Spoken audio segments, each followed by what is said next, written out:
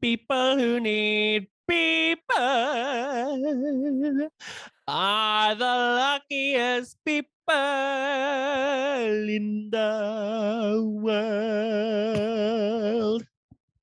Amazing. I definitely thought that you were going to do Parade, so the low singing that came out of your mouth was the opposite of what I was expecting to happen. Adam, would you do Barbara Streisand as your Snatch Game? No, absolutely not. Who do you think? I wouldn't want her to hate me. Yeah, who would be your Snatch Game character? Immediate detour. Everyone pick a Snatch Game character. This is the closing. Game. The closing this week for this episode is... I mean, she would be a good one. Has anyone done?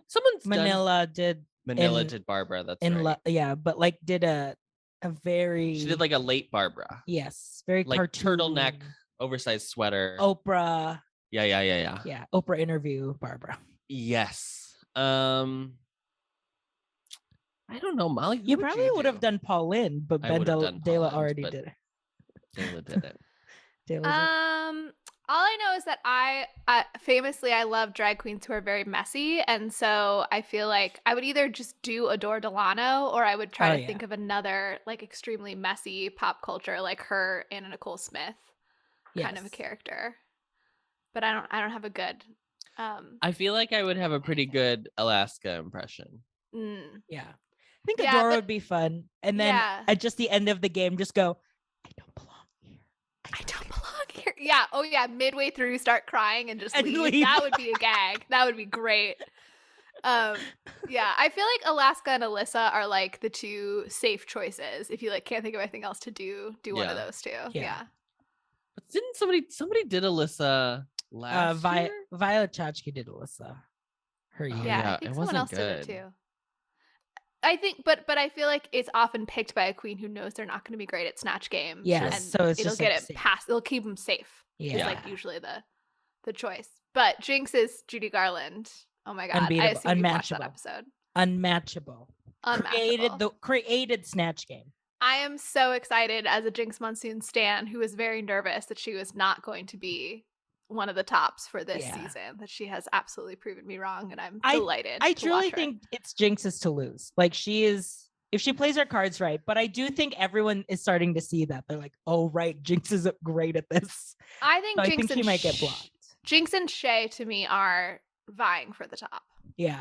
Because also, Shay is consummate, competent queen. This episode is gonna come out, and I'm sure like the show is already. Oh, it's gonna be over for sure. Yeah. I don't know. I think it's gonna be Raven. Well, I think Raven is good. Then we'll be able to look back and see how wrong our predictions were. This all is being cut, so it's okay. Fine.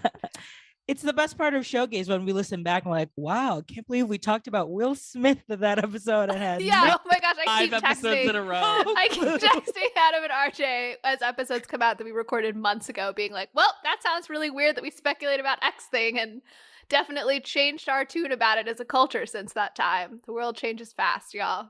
It is funny though, we all kind of just like all said like, I'm sure nothing will be crazy. Like, it's not gonna go. Everything stayed the same for the past 2 years. Maybe it'll be fine now.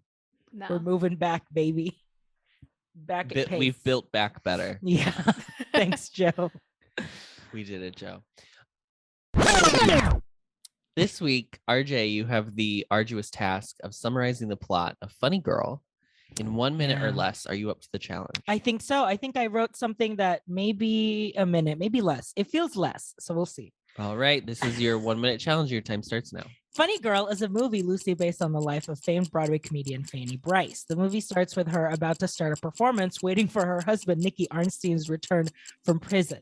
And she looks back at how it all came to be. Fanny starts out getting a job and filling in for a local vaudeville show and fumbles through a roller skating act that the audience eats up.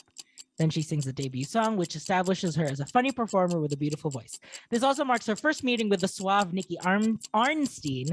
Then, 6 months later, she gets hired to be a member of the Ziegfeld Follies, and instead of playing a romantic song straight, she performs it as a pregnant bride that infuriates Ziegfeld but drives the audience wild and gives her 5 60 Fast Fanny curtain calls. She becomes a Ziegfeld star, and Nicky meets her again, and this time spends the evening with her and her family. A year later, they meet while the Follies are on tour, and on the brink of finally kindling a relationship, Nicky admits he needs to get on a boat to play poker and cannot be together. Fanny decides to go for love this time and leaves the tour to join Nicky in his travels and ends up marrying him and having a child together. And then Nicky's career as a gambling man goes south while Fanny's stardom continues to rise, to the point of Nicky joining in a bond scam after refusing to be helped financially by Fanny, sending him to jail. The movie ends with Nicky finally coming out of prison, deciding mutually they shouldn't be together, but Fanny sings at the end of the movie that he will always be my man.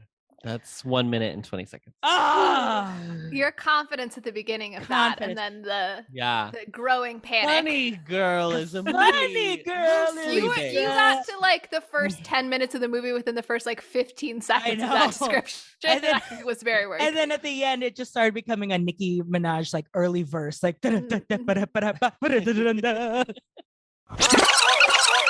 RJ, what is your history with this movie, Funny Girl? Well, thank you. You're welcome. All right, listeners, mark this off on your bingo cards as another musical that RJ learned through from American Idol.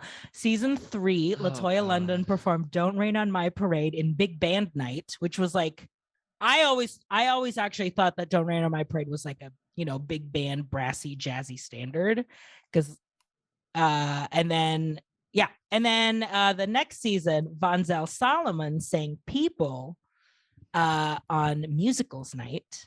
And that's when they were like, this is from a musical, blah, blah, blah. And I was like, oh, but People became kind of like, I loved People. I like thought of it as like a soulful, because Von Zell has like a very like soulful voice that I always thought it was like a soulful Von ballad. Zell. Yes, Von Zell from Las Culturistas fame, from game show fame. Game show on. So she sang it as like this, this like ballad with like, and she takes it up at the end where she goes in the world. And so that's how I always picture that song. So when I watched it for the first time in freshman year, I was shocked that that's not how that song went. But freshman year, I watched it for the very first time with my friend at the time, Adam, and my roommate, Martin, because Martin was like the biggest Barbra Streisand fan I had ever known. I think to this day is still the biggest Barbra Streisand fan that I know. And I fell asleep watching this movie right after Sadie Married Lady. Well, so this was my first time watching Act 2, basically. Wow. Yeah. I feel when you say the names of people who've been on American Idol, it's the same feeling I get as when people from New York tell me where they were based off of the number of street that they were on, as if that should mean something to me. Or like in California when they tell you like freeways. Yeah, what freeways they took. And it's we like, were on La Cienega. You're saying that like that means something to everyone in the conversation, and it truly just doesn't have any meaning to me. So I'm glad those people. I had to go from Long Beach all the way to Irvine. Okay. Okay, cool. Great. Cool. Congrats. I don't even know if that's an applicable. They could be right next to each other. I don't know. I literally don't even know. But then with the traffic, Oh, yeah. Yeah, the traffic. Molly, what is your history with Miss Funny Girl, Miss Haha Comedienne? Yeah, I watched Funny Girl when I want to say I was like a preteen or something. That's like around the age, I feel like maybe 13, 14. I'm pretty sure it was on TV. And I was like, I've heard of this as a movie, and I watched it. And it was like a fine movie. I actually thought I didn't remember it very well. But then once I was watching it, I pretty much did remember the entire plot. It's just that the plot's very flimsy. So there wasn't that much to it. So it's long been kind of in my catalog of musicals that's like a fine musical with a few really standout songs in it, which I think I still feel is basically the right assessment.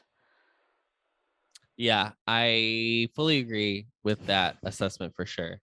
I'm trying to remember the timeline of events. I believe I saw this pre-Glee because Glee brought this back into the resurgence. The zeitgeist. Because of Miss Rachel Berry singing Don't Rain on My Parade at sectionals, as we all remember. Coming from the back of the house, leaving the girls gooped and gagged.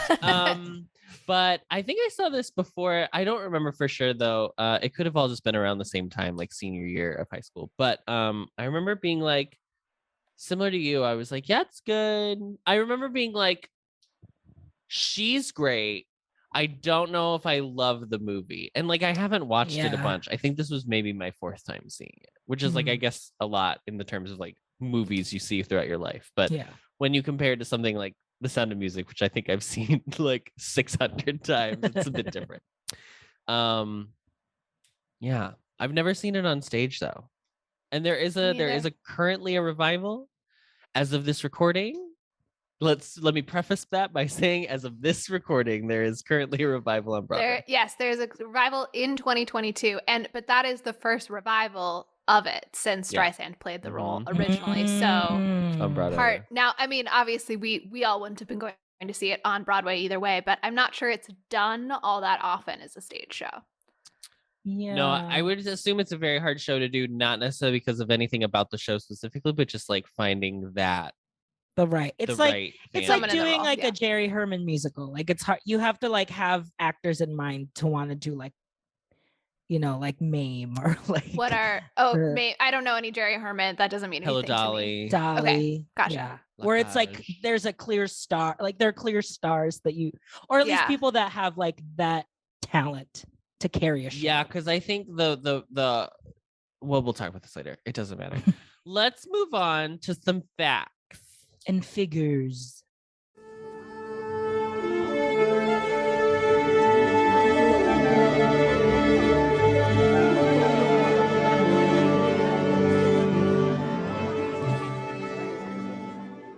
So we're gonna start by talking about the history of Fanny Bryce. Molly, I know that you did a little bit of in-depth analyses on Miss Bryce and her life. Do you want to talk about that now, or do you want to wait till later? I think it makes sense to talk about now because I'm going to tell you like the whole story of her life, and it feels like it wouldn't make sense to get in and out of the movie with it. So I think it makes more sense to give you this background. Great. So I will say that the interesting thing was I didn't go out when I was doing research necessarily to focus on Fanny Bryce. I actually thought that there would be more scholarship on Funny Girl because in my mind, this is like a capital I important movie to like Jewish women in particular. And so I thought there would be like analysis of that, but I actually really struggled to find things that were about this movie. Mm-hmm. So I ended up looking into Fanny Bryce instead just because I could find information about her. Mm-hmm. So Fanny Bryce was born in 1891 as Fania Borach, I'm guessing is how you pronounce her last name. Her father, Charles, gambled away the earnings that her mother earned at her saloon and ended up dying estranged from her family, which I thought was really interesting that they did not put that at all in the musical or movie because it obviously parallels her later life and seems like a kind of an interesting fact about her background. So in 1907, she was cast in the chorus of George M. Cohan's Talk of New York, which was one of the 3 shows that he wrote for the 07 to 08 Broadway season, but she was fired before the opening, which I think is sort of like probably what they're referencing in the scene where we kind of first see her performing. And then she turned to burlesque, which was, quote, the least selective branch of the entertainment business, unquote. She then changed her name because she was sick of people calling her Borax or Borake. But Grossman, a lot of my facts are from an article by Barbara Wallace Grossman in the Jewish Women's Archive. So Grossman also says, like, it seems like it's probably also related, though, to making her seem less Jewish, less ethnic, less foreign. In 1909, she got cast in College Girls, and the second act number, Sadie Salom, Go Home, written by Irving Berlin, was like her big, like, first number she did that, like, got her kind of buzz around her. Sadie Salome, right? Yeah. Shalom, probably. Sadie, well, it's Salome. Oh, I'm not like Salome, like the name, like the French name. I don't know. I just assumed it had to rhyme with home. No, I don't know. Well, because it could also be Salome, because I know that I also read something about her doing some numbers where she would like parody Salome, like the cut the guy's head off, does the dance, biblical figure. So I'm not sure. Anyway, it was a song by Irving Berlin, though, and the point is, It was her first number that she did, where she did it in a Yiddish accent, which was not how she spoke. She did not speak Yiddish, but Berlin did, and one source that I read said like he taught her how to sing in a Yiddish accent for this, so it was kind of like the invention of that persona for her. And a lot of the sources that I read really emphasized how racial comedy was like very hot at the turn of the 20th century, so it made her very popular to be like playing into an ethnic stereotype. Several articles that I read implied that she was like kind of behind her comedic turn in the Follies, but there wasn't any like specific stories. So in the movie, it's like played like she just tells Ziegfeld what she's gonna do and just like goes off on her own and makes decisions. And that was like kind of implied that that's what happened, but there wasn't anything solid behind that. So I don't think it's very clear like how much of this was Bryce and how much of that was Ziegfeld of like, we're gonna put you in this role. But one interesting thing is that in 1915, she hired the songwriter Blanche Merrill, who she worked with in collaboration to develop her like comedian character. And so she does seem to have been like really invested in like, I'm going to brand myself and I'm going to like do this, like be distinctive for this thing. She also tried for a while to develop her talents as a dramatic actor, but then critics like were not very receptive to her attempts at that. In 1910, she impulsively married the barber Frank White, but they never lived together and they divorced in 1913. So it's not super clear like how real that marriage was. Also because in 1912, so before she was divorced, she was when she met Nicky Arnstein, who was also already married. So some sources I read were saying like this whole like she's all innocent kind of portrayal in the movie is like very much not true. She was already married before. In 1915, Arnstein was sent to Sing Sing for wiretapping. So also the idea that she like marries him without knowing that he's a crook is definitely not accurate. In 1920 is when he was indicted for a bond robbery, and then Bryce funded his trial and his appeals. He was convicted in 1924, and then they divorced after he was released in 1927. Part of their divorce, however, was due to his flagrant infidelity, also not something touched upon in this movie. Nope. And apparently he had no qualms about sponging off of his wife, which is treated as a major plot point that he cares about that. Bryce later admitted that she was shocked at the time that he did nothing to stop the proceedings or to contest the decree allowing her sole custody of her 2 children. So that sort of implies that while she decided to divorce him, she sort of thought that he would maybe fight for their marriage a little bit more. But the reasoning behind why maybe the portrayal of Nicky, well, not positive in this movie, is like more generous than maybe who he really was, is that the producer of Funny Girl was the husband of Frances. That's the child's name, right? Yeah, their daughter. Okay, I wrote France, which is clearly not something. Frances's husband. The country. So this was his father-in-law that he was writing, father-in-law and mother-in-law that he was producing a musical about. Yeah. As well, Nicky was also still alive and apparently known for being litigious, so he may have been making a strategic decision to portray him sympathetically. Then in 1921, so remember he was first like arrested in 1920 is when she premiered the song My Man, which is what closes Funny Girl, which was an uncharacteristically serious song for her. And I also read some things that said it was almost like the first torch song that was ever written that's like in that style. And she performed it to capitalize on the like publicly tumultuous relationship that she was in. Very publicly. It was interesting because another source that I read talked about how this 1921 version, their recordings of it, seems like almost less serious than it gets over time. It's like more up tempo, and by like 1938, it's more down tempo.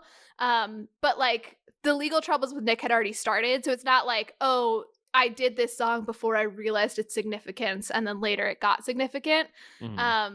So I don't know if the change is like maybe there was a change in her personal perspective on it, but it wasn't like her life was easy before that. Right. Actually, and then after that, I think we're going to get into stuff that happens in her life that's after the events of Funny Girl. So maybe let me pause this background here, and then maybe after we talk about the movie, I can talk about what happened later in her career. Sure. Cool. And we'll talk about Funny Lady, maybe one other in a future Oh yeah, film. I didn't do any research in Funny Lady, so I've never seen it. I don't know anything about it. I almost clicked on it just to read the plot, and then I was like, no, I'm sure we'll do it one day. Probably, yeah. That's great. The only thing I have to add to this is this crazy bonkers story. So there's like this whole section in the Fanny Bryce Wikipedia page. Shout out to Wikipedia. Shout out to you, girl. Make sure you donate. Make sure you donate. On the Wikipedia page, it says portrayals of Fanny Bryce in popular culture. And so I was like, well, obviously it's going to talk about Funny Girl. It also talks about, there was like another, she portrayed herself in like the Ziegfeld Follies film that gets made in like 36 or something like that. Anyway, but then there's also this really fascinating film called The Rose of Washington Square. And I'm going to read you the quick plot summary of this film. Ted Cotter, a successful Broadway minstrel performer, spots Rose Sargent performing in a vaudeville amateur night. He immediately takes a personal and professional interest in her, helping her career along as she joins the famed Ziegfeld Follies and begins to achieve stardom. Rose does not recognize Ted's love for her, falling instead for Bart Clinton, a gambler and con man. Bart's nefarious activities get him arrested. And after Ted puts up his bail, Bart skips town. Rose pines away for him until one night when Bart goes to the Follies and hears her tearful rendition of the song My Man. Oh my God. He realizes the error of his ways and sets out to make things right. As Bart is sent away for a 5-year prison sentence, Rose says, "I'll be waiting, darling." So literally, obviously inspired by the events of Fanny Bryce's life. Guess who did not get any money for this film being made? Miss Fanny Bryce. So what did she do? She sued 20th Century Fox for the total sum of $750,000, which today in 2022 would be $15,599,406.47. As it was clearly based on her life, and then they just ended up settling out of court. So we don't know what the official number that they settled for was, but she did get her coins for them fully ripping off her life to make a movie about her. There was something that I don't remember what sparked this curiosity, but I was recently looking up like, what is the legal definition of like the rights to your life story? Like, do I just like have that? Like, what is the deal with that? And apparently there's like not, you don't technically own the events of your own life. Like they are public domain. So I don't remember what it is that you can sue people for, but it's like kind of legally a gray area, I guess, which is sort of weird. And like, I don't know, like you guys could just make a movie about a character like named Molly Mattiny and just like have it be wild stuff that happens. And I don't know that I could do anything about it because like there's no like trademark on what happened in my life. So the only thing that I think that gave her backing is that they used My Man without her permission. Right. Yeah. So and maybe also the rules are different. Like if you are a public figure, and so the events of your life are like public. You could profit off of them. We are public figures, Molly, because we make a huge successful podcast. Hugely successful. I mean, truly millions of people are interested. Clamoring to hear. That was the only thing I thought that was interesting about Fanny, but you literally covered everything else. So thank you. Let's move on to the show. So Funny Girl. The music is by Julie Stein, lyrics by Bob Merrill. The book is by Isabel Leonard. I believe this is our first female book writer. I could be wrong. I was just simply going off the top of the dome with that one. But Isabel Leonard, certainly. I just want to say, certainly not a very common role for women to have in musical theater in general. Especially I can't think of any other 1960, blah blah blah blah blah. Yeah. So I was like, oh, let's look at her little life story. What is she known for? So her big thing is like she's known for writing the book and the screenplay for this film. Fine, great. Also, she started in the mailroom for MGM in New York. She tried to organize a union, then got fired for it. Then she joined the Communist Party in the 40s, wrote a bunch of movies for MGM, left the Communist Party in 45, testified and named 23 people to the House Un-American Activities Committee in 52. No. She won an Academy Award nomination for Love Me or Leave Me in 64. She does Funny Girl and then the film, and then she wins the Writers Guild Best Screenplay Award for the screenplay for Funny Girl, and then dies 3 years later in a car crash. So a life lived. Wow. A life lived. It's tattling. It's tattling for me to. She did say it was like in 1970, which is I think was the year before she died. She said in an interview that she regrets having done it and blah blah blah blah blah. But she was worried that they were going to come for her and blacklist her because she had actually been a member of the Communist Party. Yeah. So That's fair. And I guess I never thought about the fact that people got blacklisted for being identified as communists. So that means the people who testified against them were not blacklisted. But it feels like Hollywood would have been like, we also don't want you to work on our stuff anymore. Yeah. But I guess that wasn't the reaction. And yeah, that's interesting. Actually, some of the research I did as well, just about Jewish identity, one thing that they talked about was how, no, you know what? I'm going to save it for later. There's connections between Judaism and the Red Scare and concerns at that time about Jewish people being read as being likely to be communists. So yeah. Oh, interesting. So I'm going to talk about the development process for the musical very quickly as I possibly can.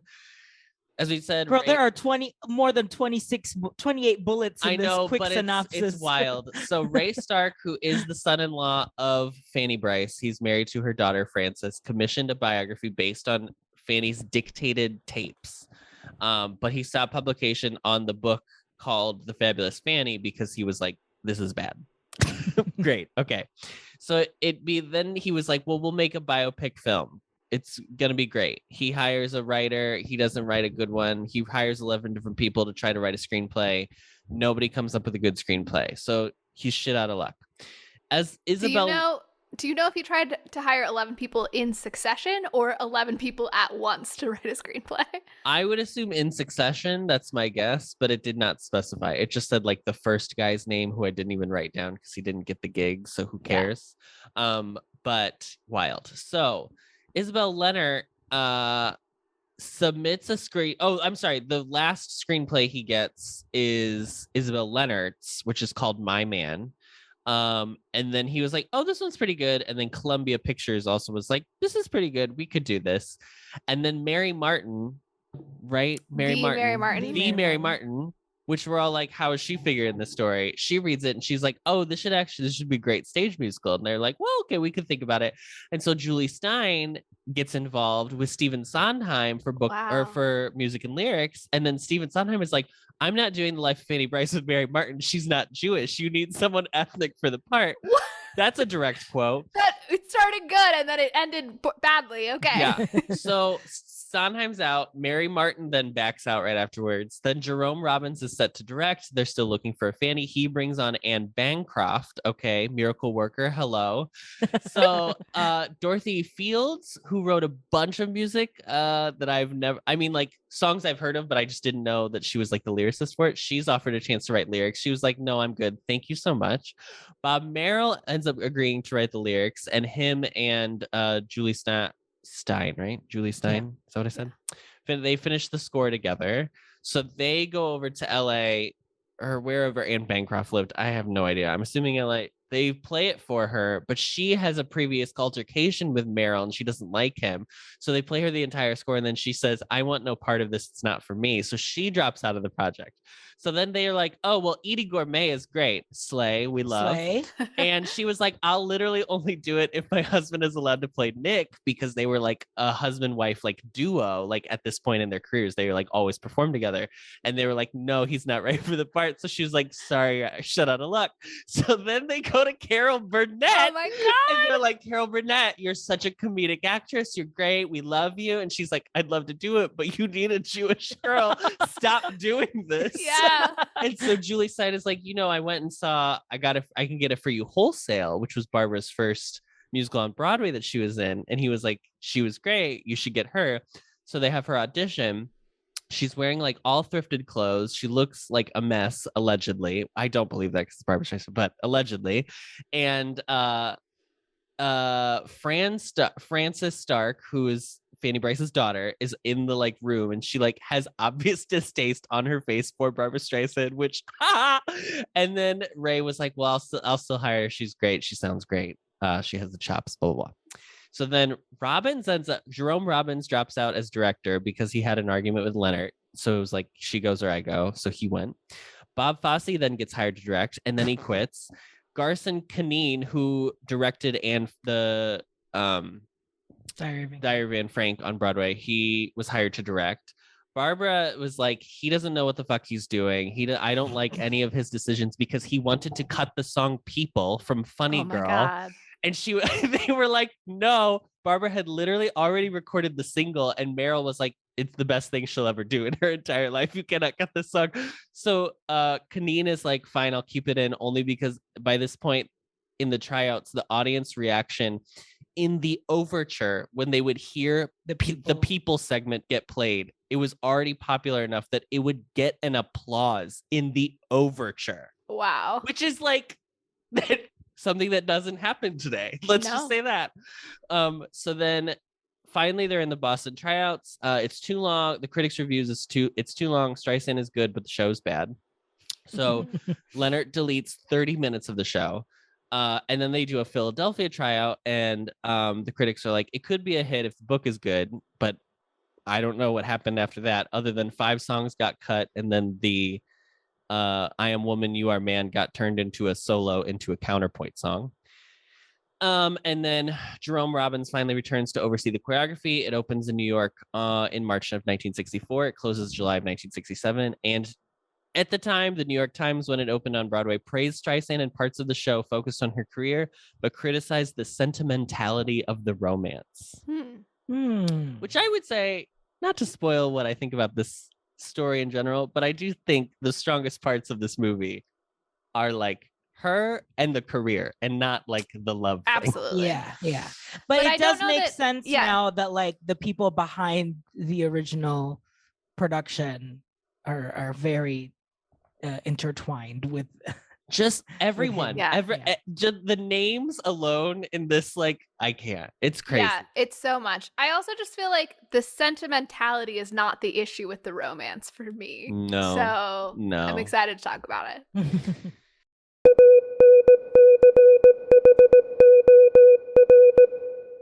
So Funny Girl is directed by William Wyler. The screenplay, again, is by Isabel Leonard. It is produced by Ray Stark. It stars Barbara Streisand as Fanny Bryce, Omar Sharif as Nick Arnstein, and Kay Medford as Mrs. Bryce, Fanny's mother. Cinematography is by Harry Stradling Sr. It is edited by William Sands and Maury Weintraub. Music and lyrics, again, by Julie Stein and Bob Merrill. The production company is Ray Star. It's distributed by Columbia Pictures.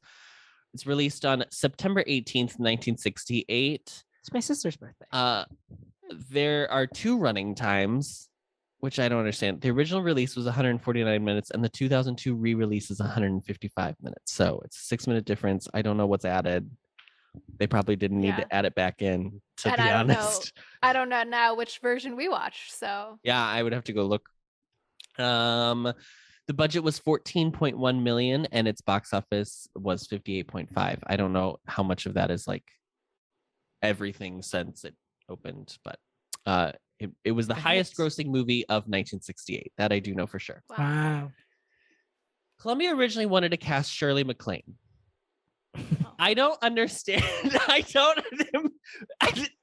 That idea of having Southern, I mean, she's not like Southern, but like Southern Shirley MacLaine, a Baptist of Scottish origin. Actually, Nova Scotia, but like Scotland. Yeah. I'm sorry. There's a lot going on there. And then Ray Stark was like, I will literally drop out of this project if you do not let Barbara do it. And they were like, okay, it's fine. We'll let her. It's fine. And let me say that I feel so confident that this movie would just be an obscure footnote in history if Barbara Streisand were not in this role, right? Absolutely. I can't wait to discuss this movie because it's so bonkers. Okay. And tell you about the criticism I found. Okay. Directors could have been Mike Nichols, George Roy Hill, Gene Kelly, Sidney Lumet, who directed The Wiz, was signed but then dropped out due to creative differences, and then William Wyler was finally hired. You should know those names. If you don't, readers, go look them up. Okay. Nick could have been Frank Sinatra, and then Barbara was like, no. Also, Frank Sinatra himself was like, I need like 5 more songs, and I need like this, that, and the other. And then was this before or after Guys and Dolls? This is after. This is post Dolls. So yeah, it's way like too old. Like, yeah, genuinely too and old. also, like, I've done a movie where I didn't get to sing. I'm not doing that again. Yeah. So Ray Stark also was like, I think he's too old for the role, but wanted Cary Grant, who was 11 years older than Frank Sinatra. So then they just go through like a who's who of Hollywood. It's Marlon Brando, Gregory Peck, Sean Connery, David Jansen, James Garner, Paul Newman. Finally, they settle on Omar Sharif. Fine. So Omar Sharif is Egyptian. I don't know if we know this. Now we do. Omar Sharif is Egyptian. He's from Egypt. Great. Lawrence of Arabia. There is a picture. I don't know if we are all familiar with the 6 Days War between Egypt and Israel in 1967, I believe, 1967, 1968. So that happens. And then obviously Barbra Streisand is Jewish. She's pro-Israel. She continues to be pro-Israel to this day. Fine. And there's like the Egyptian press puts like a huge front page thing of like Omar Sharif, a still of the film, Omar Sharif kissing Barbra Streisand, and is like Omar Sharif like is consorting with like a pro-Israel, like he's anti-Egypt. Apparently the country considered like revoking his like citizenship of Egypt, which seems like wild. It's insane, but it's also making me think about when we reviewed the 1999 Annie, and they almost didn't let Victor Garber and and Audra McDonald kiss because of black and white people kissing, and the fact that 2 people who were affiliated with countries on either end of a war could be put in a movie together. That's fine. But kissing a black lady, absolutely not. That's going to cause too much controversy that we can't withstand. It's so crazy. Also, I would like to say during the 6 Days War, they were like filming the movie, and I guess Columbia was like, I think we need to recast Omar Sharif. And then like William Wyler was like, it's no, too late. We're not doing it. No, we're not doing that. And I guess he kept him in, which things just don't, I feel like things don't happen like this anymore. I'm absolutely wrong. Hollywood's a trash machine. We know this to be true. Anne Francis, who plays a character named Georgia, who was created specifically for the movie. She's like the one Follies member who gets to speak outside of Fanny. She was like, her part was nearly entirely cut from the film. She had like an entire arc of being like a boozy, kind of like floundering, drunk chorus member or whatever, and it just got chopped. And so she said that she blames Barbra Streisand for this, which is wild, because Barbara famously has a lot of creative control on her projects. Yeah. Let's put it mildly. I have a proposal that I want to put up later when we talk about it, about who that character should have been based off of historical research that I did. And so when we get to her, let's talk about that. For the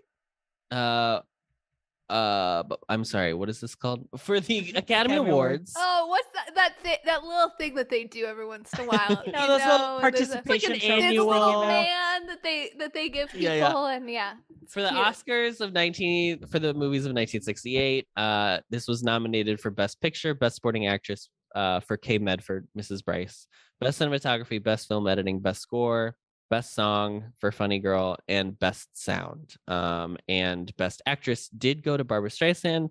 Famously, this is the last time 2 people have tied for a acting Oscar. It's a tie. This was Barbra Streisand won for Funny Girl, and Katharine Hepburn won for Lion in Winter. Oh, wow. Yeah. So it's a tie. And then the only other thing we do need to make note of is that Barbara and Omar were having a real life affair during the filming of this film. Nice. So, much like there was another one we just did. Was it Camelot? Am I making it up that Camelot. Marlon Brando and what's her face had an affair? Yes, you're making that up. We did just watch something though. Yeah, Camelot was that Richard Harris was sexually harassing everyone. But it was Vanessa Redgrave and the Italian guy. And yes. Lancelot. They were together and then because they got married 40 years later. Yes. Although, actually, I realized I said nice in response to them having an affair. Were either of them actually married to somebody else? Yes, Barbara was married, and this is one of the reasons. Boo. I apologize to your spouse. I was just assuming you meant like they had a fling together, but that's mean. That's mean spirited to their spouses. If I'm like, love extramarital affairs, all about it. She also had an affair with the guy who played Nick in the Broadway production as well. Okay, we have a pattern, girl. We should maybe examine that. And these two things are two of the reasons that Elliot Gould ended up getting divorced from Barbra Streisand. Okay, let's move on to the movie.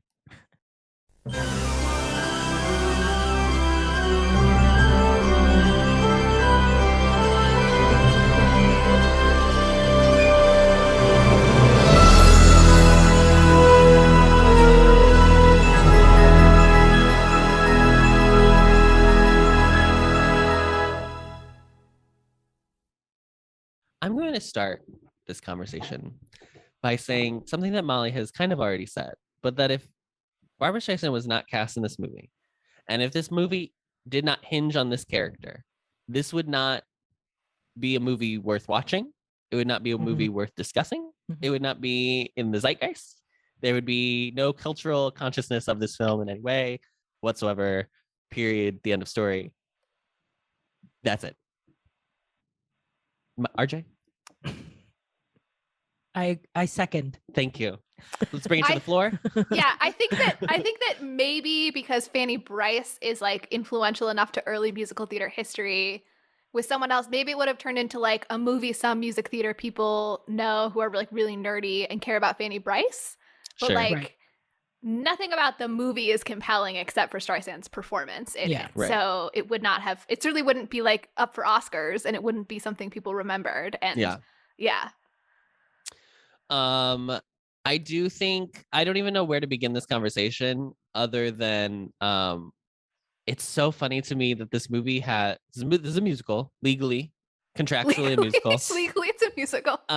We passed an ordinance on that one earlier. Yeah. If there were 10 songs in this musical, 9.5 of them are sung by Barbra Streisand. Yeah. Like there is, I think it's just the like one song that her mom has, which is like kind of like just like it's like her mom and her. It's the first song. It's the ants. It was like that kind of like little ditty number that they do, and then "I Am Woman, You Are Man." Omar Sharif gets to sing, and then everything else is Barbra Streisand. Yeah. There's not even like chorus numbers in this movie. I mean, there's just the like roller skating song, which is more her getting to do comedic, like physical performance, right? More than like we care about the like songs. And then the song wedding. Going into the bride song, which is all diegetic music, right? So it's like not even. It's kind of in between, like is that's even true. A that's musical true. number. They're performing for those. So I do think it's a very interesting musical in that way, because I think usually shows like to be a little more generous to other characters, but not this one. Not this one. Should we listen to a song? Yeah. Which one should I do? Let's start easy. Let's start with the song that people were quivering about, quaking in their boots when they simply heard it in the overture. This is People who need people are the luckiest people in the world, where children needing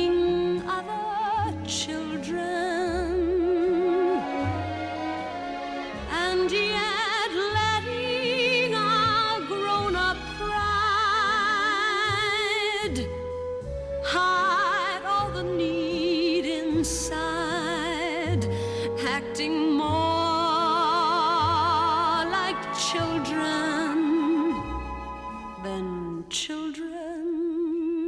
RJ, we were watching the movie last night and you said something to me. I said you have a very hot take about the I song. don't know. We'll see. I said that People is the best song in this movie. Sorry to Parades. Sorry to parades everywhere. Sorry to Parades not getting any rain. I just think the People just kind of like had its life of its own. Obviously, after I think Parade obviously did too, but Parade just People just became such a classic Streisand song that I don't know, like I just think it's so good. It's such a good standard. I think it's the best song like song. Do you think it's the best song that is in this movie, or it is the best use of a song within the movie, like its relationship to the plot? I think song. Obviously, like Don't Rain is better suited because it's like a discovery for her, or it's a turning point for her that she makes a decision to like go for love rather than like her career. I just think it's the best song. I think that My Man is the best song for the purposes of the movie. Like when we get to that finale, to me, I was like, and this is where she won the Oscar, right? Like she's charismatic and lovely throughout the film, but that's where it's like, look at what I can do culmination as an actress. I don't care for this song, which is consistent with the fact that RJ and we have discovered have opposite tastes in music. Absolutely. Yeah, I think So I'm gonna come in and have a third point, and I'm gonna say "I'm the Greatest Star" is the best song in this musical. I thought you were gonna make a Greatest Showman joke for just a half a second there. That the Greatest Showman is Barbra Streisand. I do agree that this song doesn't really fit as like plot wise. I can like understand why it's there, but it's the most like easily like can be commercialized outside of the context of the musical. There are two things that I'm not sold on it on. One is in the movie, it feels sonically like it doesn't quite fit. Not that this has like a really tight musical aesthetic, but several of the songs, which is I'd Rather Be Blue for You, Secondhand Rose, and My Man, are all famous Bryce songs. So those are all things that are like from Fanny Bryce. And then something like Don't Rain on My Parade feels like it has the same like kind of like it's not exactly the same. It's more maybe 40s, like you were saying, like it was in a big band like section, but like it still feels early 20th century, and People Who Need People feels very 70s to me. Yeah. And like there are also a few moments in the movie, like the outfit that she wears in the scene where he comes home from doing the oil speculation, where it's like a silk purple number with like a open robe around it or whatever. It's like, okay, so now we're in the 70s. Like, what happened with her entire hair situation hair in after Act getting 2 married was just like a full bonkers. Like 6, 7. She's Kate Gosselin. She literally becomes Kate Gosselin halfway through this film, and it's insane. There's nothing 30s about this haircut, girl. So to me, People Who Need People is like the musical equivalent of the purple silk outfit, where it's like, this doesn't feel like it lives in the same time period that it's supposed to. It feels like it's for now. I will say that Julie Stein has said that when they rescored the music for the film, he was like, they popified all of the music to make it more palatable for the film. Okay. So I'm so used to listening to the film version that I don't know how obviously People's in the original musical too, and I don't know how different it sounds. And on top of that, I feel like I just hear Streisand's studio version of it, which I don't think is even the movie version, right? So like maybe it's just also in my ear as a pop song. Yeah, it sounds like a Burt Bacharach, like that kind of. There's like a swing to it, like there's a little bit of a the mid-cent mod 60s. Yes. Yeah. Like it could almost be a ballad and promises like that. Yeah. Secondly, it just is like so overwrought and overrun to me. It's kind of like Memory at this point, where it's like, so it's like, this is a song for when you want to make people feel something, that like it has become to me like a parody of itself at some point, where I can't really engage in it in the way that I'm guessing those audiences who applauded for it in the overture. Like, as a new piece of music, I bet it was like really illuminating and exciting and fresh and amazing, but like I can't hear it as a new piece of music and something that's serving this plot. It just is like, all of a sudden It would be like if suddenly there was some other pop song put into the musical for me, I think. It's so funny that this song is so, I don't know, the music almost from this musical seems like it lives in a different vessel from the rest of the story of Funny Girl, if that makes sense. Just meaning that like I'm able to separate them from the plot so easily, and I don't feel like I'm losing anything. And with like People, obviously it was like able to be like a single and chart and like do its business, and she still sings it and da da da da. But like I think a lot of the musicals we normally watch, it's hard to just extrapolate a song and be like, and now here's the radio version. Yeah. But it feels like with this musical, you're able to do that a lot more often, if that makes sense. I kind of got that vibe overall with the movie. Like every scene felt like it was like buttoning with the song. Like the action happens in like dialogue and scene, and then we end the scene with a song to kind of encapsulate everything that's happened in that scene. Like the song that was like a summary of like, this scene was about this emotion rather than the scene like pivoting around the song. Yeah. Molly, you said something. I was editing the Camelot episode today, and you said something in that episode that I think I just want to keep it as like a morning radio DJ and press this button and play this It's like a sound anytime effect. I feel this. You said that their movies have like a weird pacing because we are now used to like quick cuts and stuff like that. So I would like someone to go through and shave off all the excess, like blah blah blah blah blah blah blah. Blah blah blah blah blah blah blah. Like, why are we taking pauses? Why are we pausing? Talk over each other. That's the real world. So I agree. I concur. This movie is very long. Act 2 is very long. I was fully like doing my nighttime skincare routine, changing into my pajamas in Act 2. Adam was like, "Are you going to bed?" I was like, "No, I got the vibe of I understand what's going on." I did not watch this movie in one sitting. Like I watched it in an evening, but there were lots of pauses to like make some food, go to the bath, like things going on. Yeah. But I do, get it. yeah. I also want to say before we move on from People Who Need People, it's an interesting song in that it is very much it's not a traditional love song about like, this feels awesome, I like you. Also, only one person is singing it. It's also an unusual, which we've talked about the fact that just Streisand just sings this whole musical, but like, it's weird, and I don't know if that's to tell us about the fact that the love is doomed, or like, because it's not like the plot is, oh, she loves Nikki and he doesn't return that. Like he does, obviously, at least in the fictional story of Funny Girl, version that we watched. He returns her affections. He's just sort of bad at taking care of himself and their family. Being a man. He's just too much of a man, living up to his manly needs. But he like needs to be the breadwinner. Yeah, we'll get into it. All right. But like, I don't think that the failure is like she misunderstands whether he loves her. I don't think that that's what's happening. So it's interesting that it's not a traditional love song. And frankly, I'm curious to hear both of your opinions, but especially RJ, as a fan of the song. What does it mean that people who need people are the luckiest people? Because surely it is the people who then receive what they need from those people who are lucky, not the ones who have the need, right? Yeah, this song is so... I should let you answer. I'm singing the song in my head right now to see if I can find the answer. Do you need me to Google some lyrics?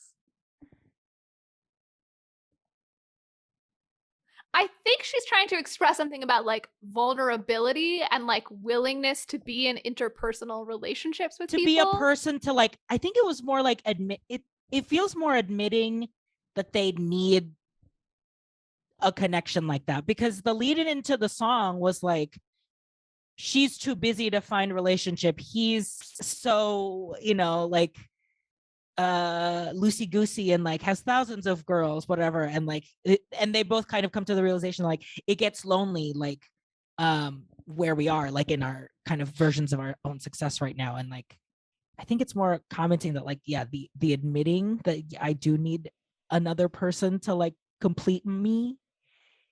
So then is it also presenting her as like almost the stronger of the two, that he's not willing to be tied down to anything, but she is okay with admitting like, well, I need to be loved, and like that makes her actually strong for being willing to say that? But again, it's not people who are willing to admit that they need people. It's just people who need people. And that's always kind of tripped me up. So I kind of think that this musical would be better because so much of it is just Fanny's perspective, and that's fine. And I think that's really interesting, actually. But I wish that we didn't get if we were going to go that route, I wish they like committed to it and like we never got anything else. Like we didn't go with him in the scene where he like is in the like poker room on his own, or like at the horse track meeting that guy. Like I just wish it was like all just Fanny's point of view, and so like everything that happens, it's just how she reacts to the information that she's getting, as opposed to, does that make sense? Yeah, and you could also make her a little bit more of an unreliable narrator if we did it that way, because then there could be moments where she realizes like, oh, my idea of this was distorted because I like didn't quite see it from everybody else's perspective. And I always like that when there are moments like that in a story. Yeah. The amount of red flags in this movie. Every scene Nick appeared had a red flag. The first time they meet, and when she asks what he does, and he says, "I gamble." Well, he gambled with her job. Yeah, with the like raising her rate, and she was mad at it, and then was like, "Oh, well, how charming." That's kind of cute too. Yeah, it's. I guess going back to the history, I guess in a way they do kind of present it accurately, and that like he's not really trying to pull the wool over her eyes in any way about like his whole deal. Right. He's like. Yeah. I am a gambler. I'm not interested in being tied down. And by that, I mean knowing the second location I will be at. I know the next place I'm going to go, but any place after that, that's too much commitment for me. Yeah. Not interested. Right. So like. And I'm only able to do this because I'm living as a man in the world. Just to be clear. Sure. So like, while they didn't include the part where he had already been in prison, or no, he had not been. They met, he goes to prison, but she like remains in a relationship with him during that time. He gets out of prison before they even get married. Like you had been to jail before I even married you part isn't there. But the like, she knows what she's getting into is, although they also sort of imply that she's naive. She like sees it, but she doesn't see it, right? Right. Yeah, they're playing with this whole idea that like it's like only pretty girls get to experience like being like pined over by like an attractive, suave, debonair man like this. So like they're playing with this, like she's trying to process that like, oh, it's me for the very first time, and I can't help but like be swayed by it, even though my, people in my family, my mom has like a very like, feeling about like this might not be a good idea. Yeah, there are two themes for Fanny. One is she falls in love with a man who she shouldn't fall in love with. Mm-hmm. And the other is she's not pretty. Yeah. And I feel that the movie very much implies that those two things are connected. Yeah. Mm-hmm. That she like doesn't think she deserves to, it doesn't quite go this far, but I feel like that is under the surface, that maybe she doesn't think that she deserves to be with somebody who would not just love her back, but also treat her well and like be a stable person. Yeah, because she's not a folly. Yeah, because I do think the idea of her not being pretty enough, when taken into her own terms, like with, even though not true, like even like her being like, people will laugh at me if I say I'm the prettiest girl in the world, so I have to make a joke about it, so that way people laugh with me, and that's how I feel. People who laugh at people who need to laugh at you. Yeah, and so I was at that point, I was like, okay, this feels very like taking a stance, know who I am, like I am standing up for like what I'm good at. I know that she's also doing it because she doesn't want to be laughed at, like like she doesn't want to be the joke, she doesn't want to be laughed at. She wants to like I don't know, like be the reason why everyone's laughing. Yeah, she's in charge of why she's in charge of. Yeah. And look, I think from the best I could do in terms of research, I think that there is a truth to that in Fanny Brice's life, and I think that there is something interesting to be said about that. And I think that if somebody wrote a musical about Fanny Brice today, there could be a more sophisticated and interesting exploration about like what it means to feel like you're the least attractive woman on the stage, right?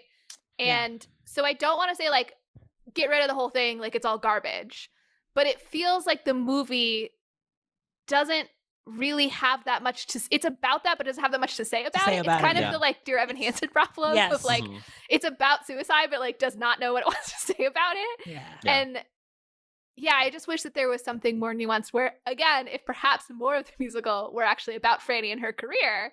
Yes. Mm-hmm. Instead of then that could be like a clear. Because when I tell you that I could watch, this movie is like nearly 3 hours long. Yeah.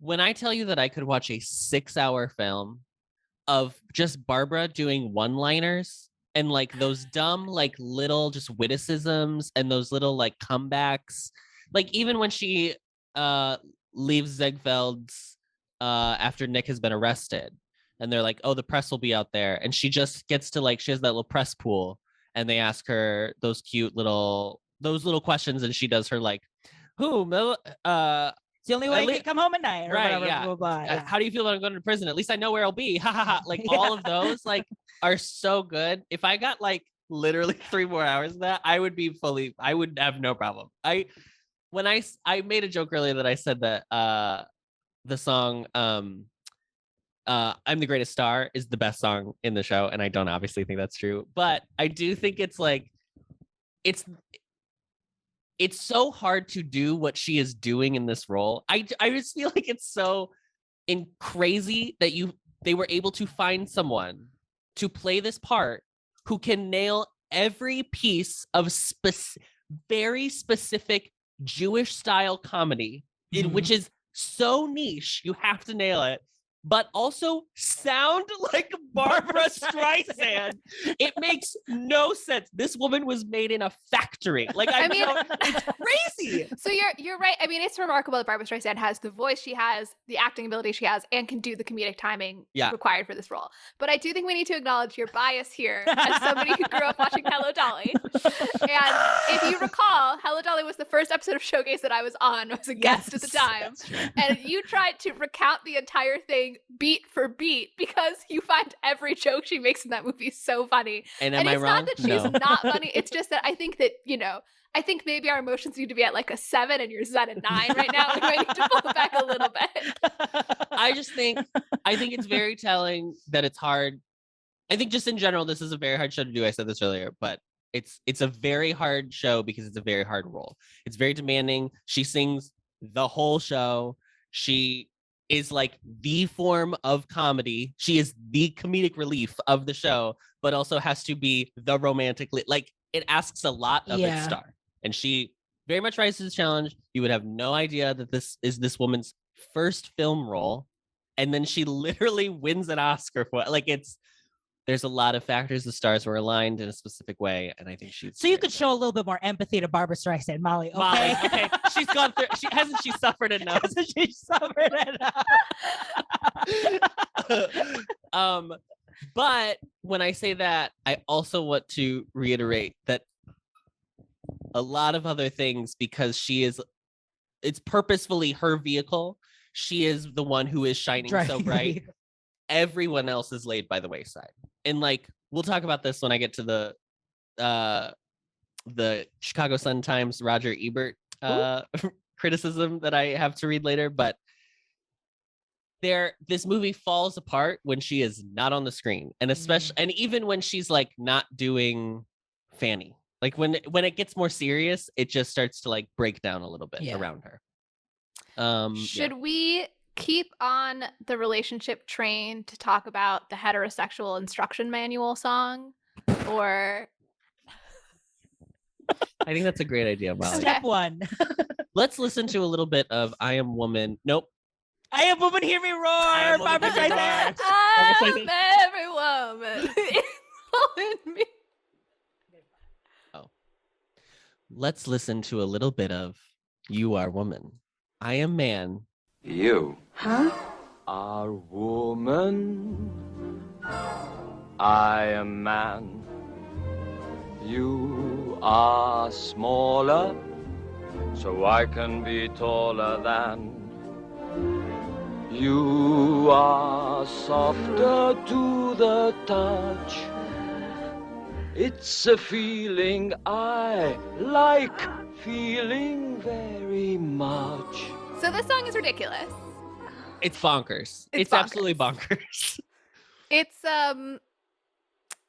silly, but I do want to reserve a room like this to seduce my next lover, because the setting I think the room is the best part of this. Production design pop off. And remember when I said like I didn't know how much I remembered from it, but like I knew before I pressed play on Amazon Prime to watch this last night exactly what that room looked like, because like it is banana. The red, it's just everything is red. It's like red curtains, red wallpaper, red duvet, or not duvet. What's that called? Chaise lounge. Chaise, yeah. Like unbelievable. And how did they make a room that's all? It's like all the same tone of red, but it's also, you like can see each piece distinctively, like that. That feels like it's the opposite of what cameras are supposed to do.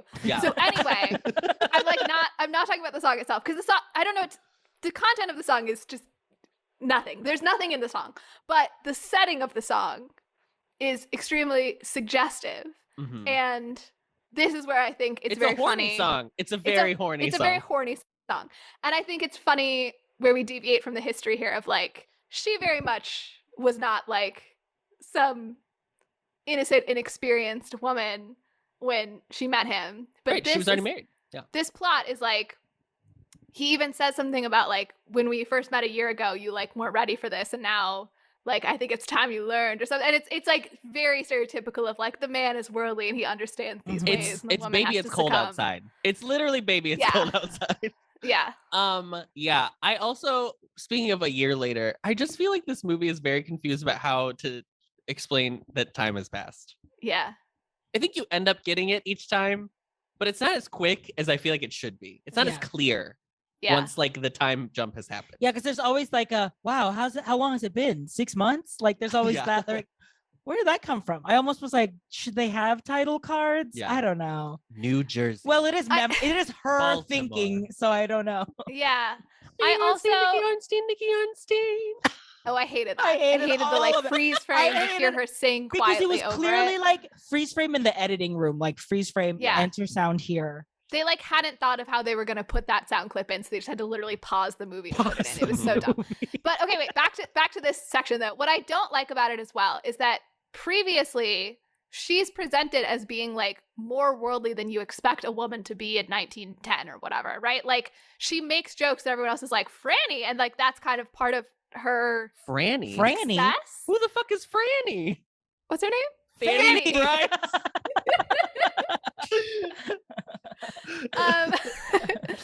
Especially one of my favorite parts is in the People Who Need People scene when she's saying goodbye to him. She says something about like, oh, a starring role in an indecent proposal, like what a night for me. And then she goes, it was indecent, wasn't it? And that like they have this like cute little rapport about it, and I really liked that part of her character, that she like knew what was up, you know? And it's like, and then this one scene, they're like, well, if it's gonna be sexy, then like the woman has to be innocent. It was like the role that they're it like reverts back of like, yes, a woman can be funny, but all women can fall prey into like a sexy man. We fall into that like, she has to be like prey. And I wonder if some of this is also like the sexual mores of the time, and her daughter being very involved in the production of it, that she didn't want to like imply that her mother was a fallen woman in some way or whatever, because it would have been very taboo at the time. I will say more chaise lounge chairs on private dining rooms. I think that's a very good idea. Can you still do this? Can you reserve a room? More private dining rooms, period. Yeah. Like,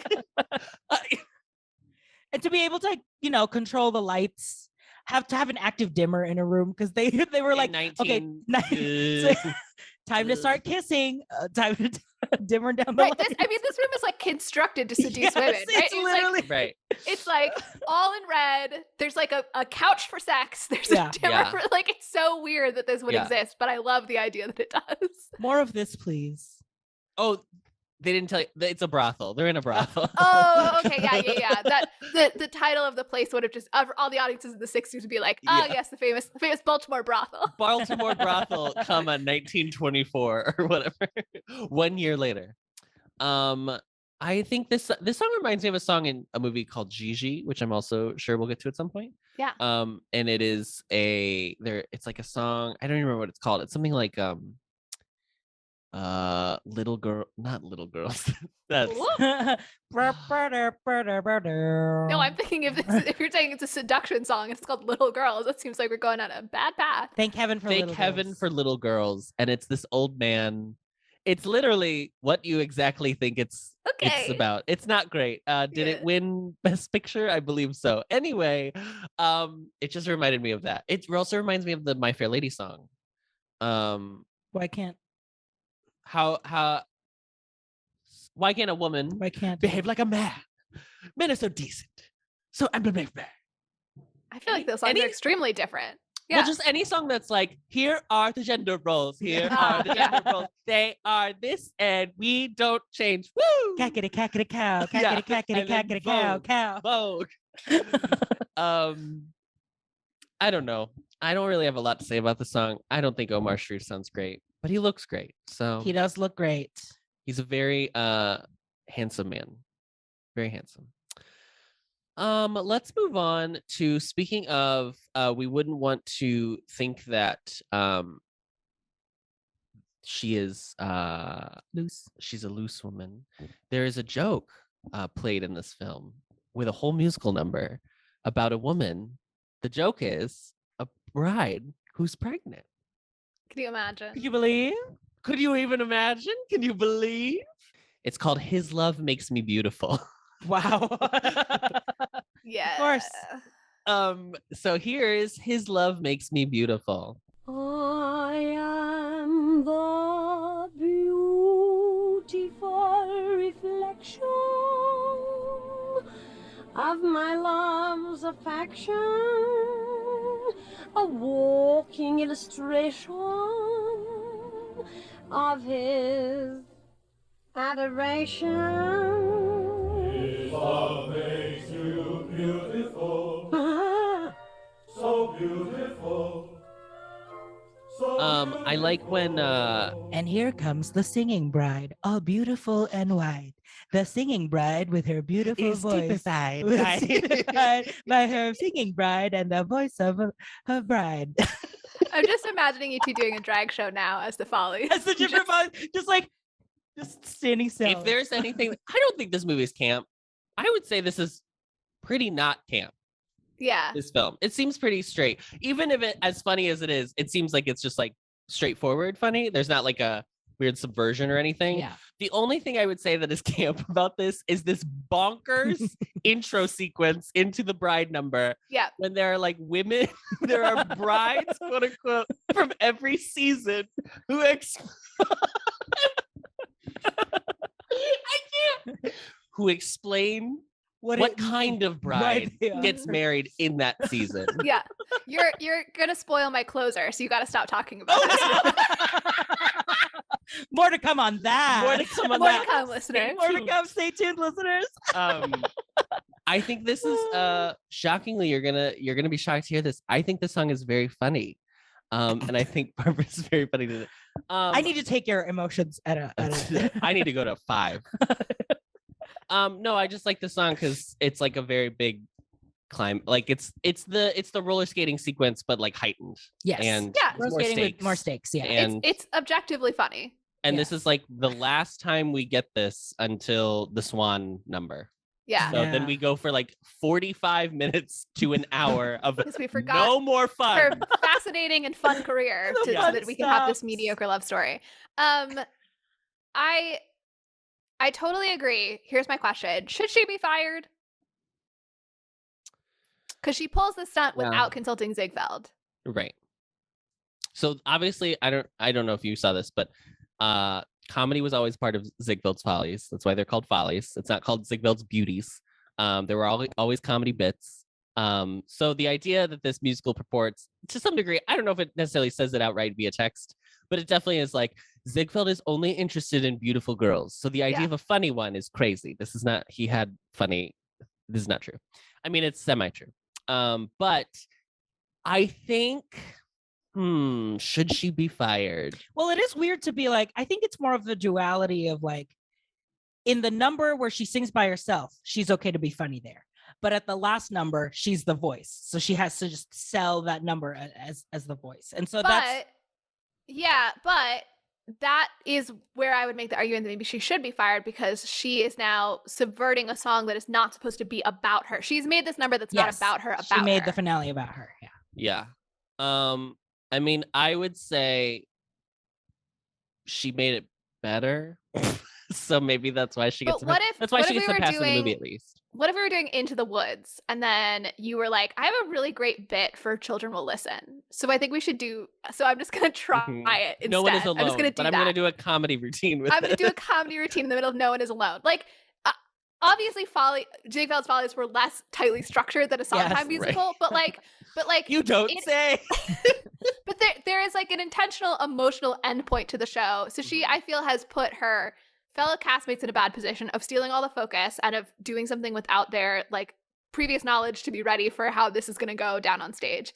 And she's like subverted the intention of the ending of the show. So like I said, like it's not tightly plotted. So obviously there's more like room for flexibility within these shows that happen at the turn of the 20th century. But like, it's just not that like Ziegfeld's just like being a jerk by threatening to fire her. It is wild though that like in the roller skating situation, everyone was like mad at her basically for doing that. And then in the Follies, everyone was like laughing in on the joke. They loved it. They were like, "Oh my god, girl, that was so funny." What a great idea. Sorry, Adam is oh my god.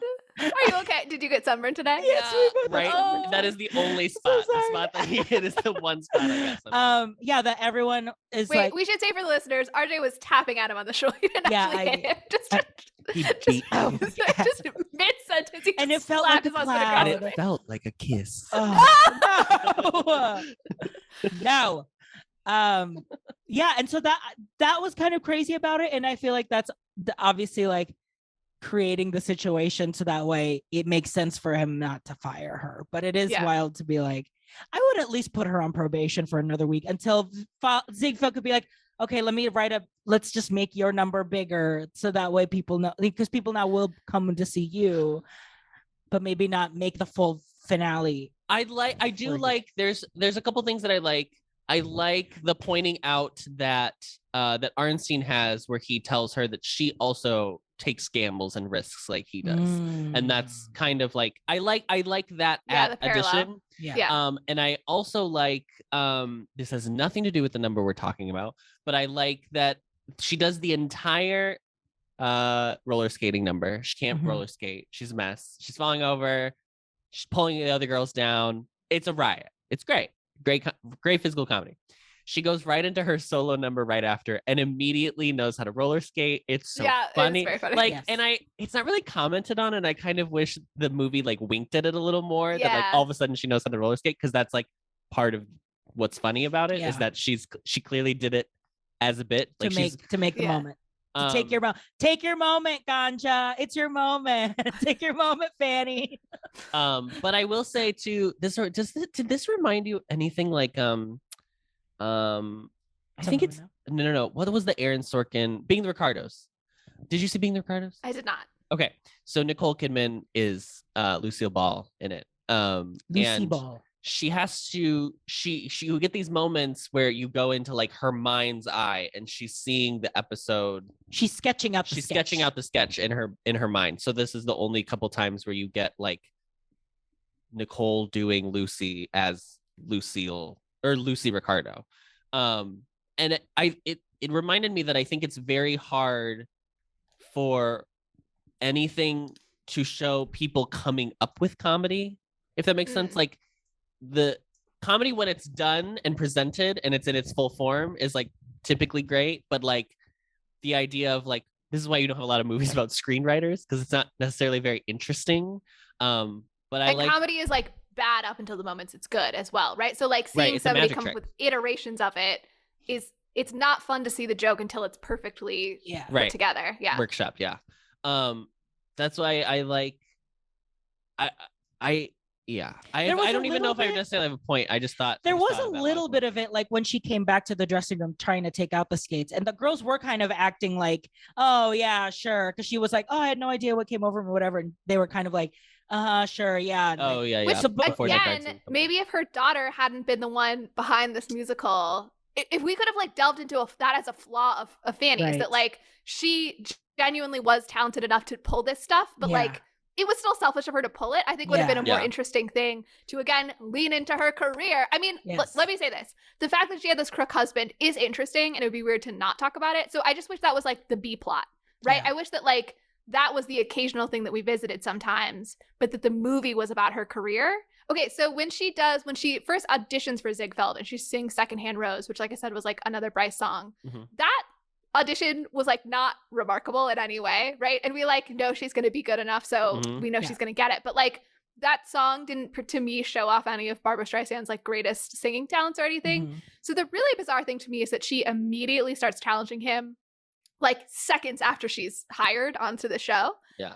And we don't have anything that we've seen her do, nor do we see a reaction from Ziegfeld that's like, whoa, I gotta get this woman in the show, so like I'll put up with some BS, and she's just trying to figure out how much BS. Like it doesn't seem like she's all that like if I was Ziegfeld the first time she was like, actually I'm not gonna do this, I'd be like, cool, then you're not in my show. Like end of story. Why would you put up with anything from her? Right. Yeah. I do like that she is shown as like this is gonna sound so dumb. I do like that in the movie Funny Girl, the main character is shown as a woman who's funny.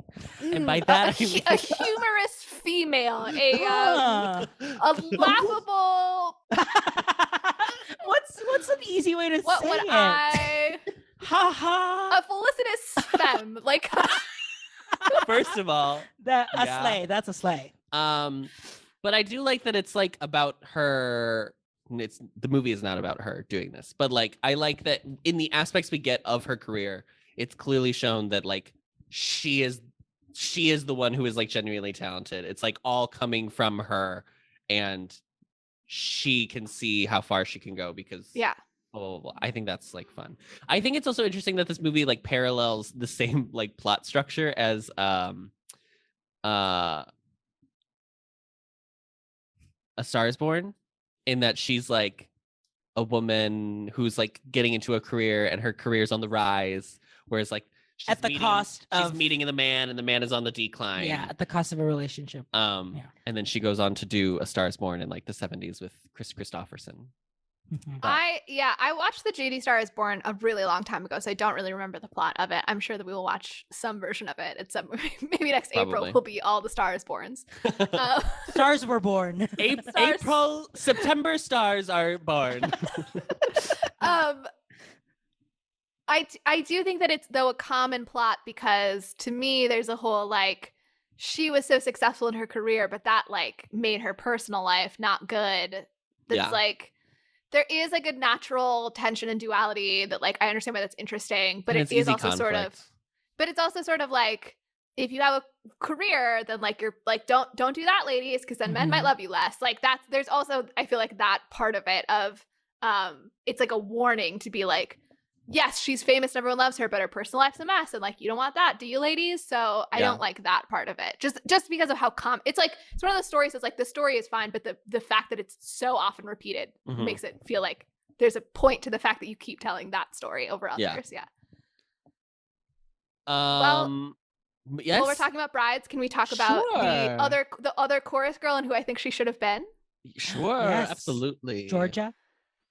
So she's Georgia in the movie. So there was an article that I read just like a couple paragraphs of, because it was just a couple paragraphs talked about Fanny Bryce, but it mentioned her in contrast to, it said something about like, well, she wasn't the first Jewish girl who was cast in The Follies. She was the first one to like really embrace her ethnicity, as opposed to Anna Held. And I was like, that's interesting, because Anna Held, what's her deal? So Anna Held was born to a Jewish family in Warsaw, and then her family later fled to Paris when they were facing persecution for being Jewish. And then Held later converted to Catholicism. It didn't say in the article if like her whole family did or she did, but she converted. But then she became a performer, and Ziegfeld saw her perform in London, and he brought her to the US to be a star in his show, but also she became his common law wife. I cannot talk. So she was like his paramour, as well as being this like big Broadway leading lady from 1896 to 1910. And she also was like so beautiful and everyone loved her that there were these like very outlandish rumors about her. I don't know, and maybe some of them are true, but one was like she bathed daily in 40 gallons of milk to maintain her complexion. So she was this whole like diva character. And I feel like a story about like these two and their relationship of like Fanny like leaning further into her Jewishness and like getting success by leaning into something like a Yiddish accent that she doesn't even have, versus a woman who's like totally left behind her Jewish identity and is like the star of the show would be fascinating, right? Like, wouldn't that be a really cool relationship to like passing? Yeah. Yeah. That could be the center of the movie. And then Nick could be like a C plot and that would be fine. Right. Yeah. I think that's interesting. I will say, like, this movie does a great job. I mean, obviously, of like kind of highlighting that something Jewish... never said before. This movie does a great job of like highlighting that like Yiddish Jewish like sense of humor and sentimentality. And I think like one of my favorite performances, other than Barbara, because if we had to give it to another person, I would say it's probably her mom. Also nominated. She was nominated for Best Supporting Actress. But she does a really great job. Also from the original production. She just does a really great job of that kind of like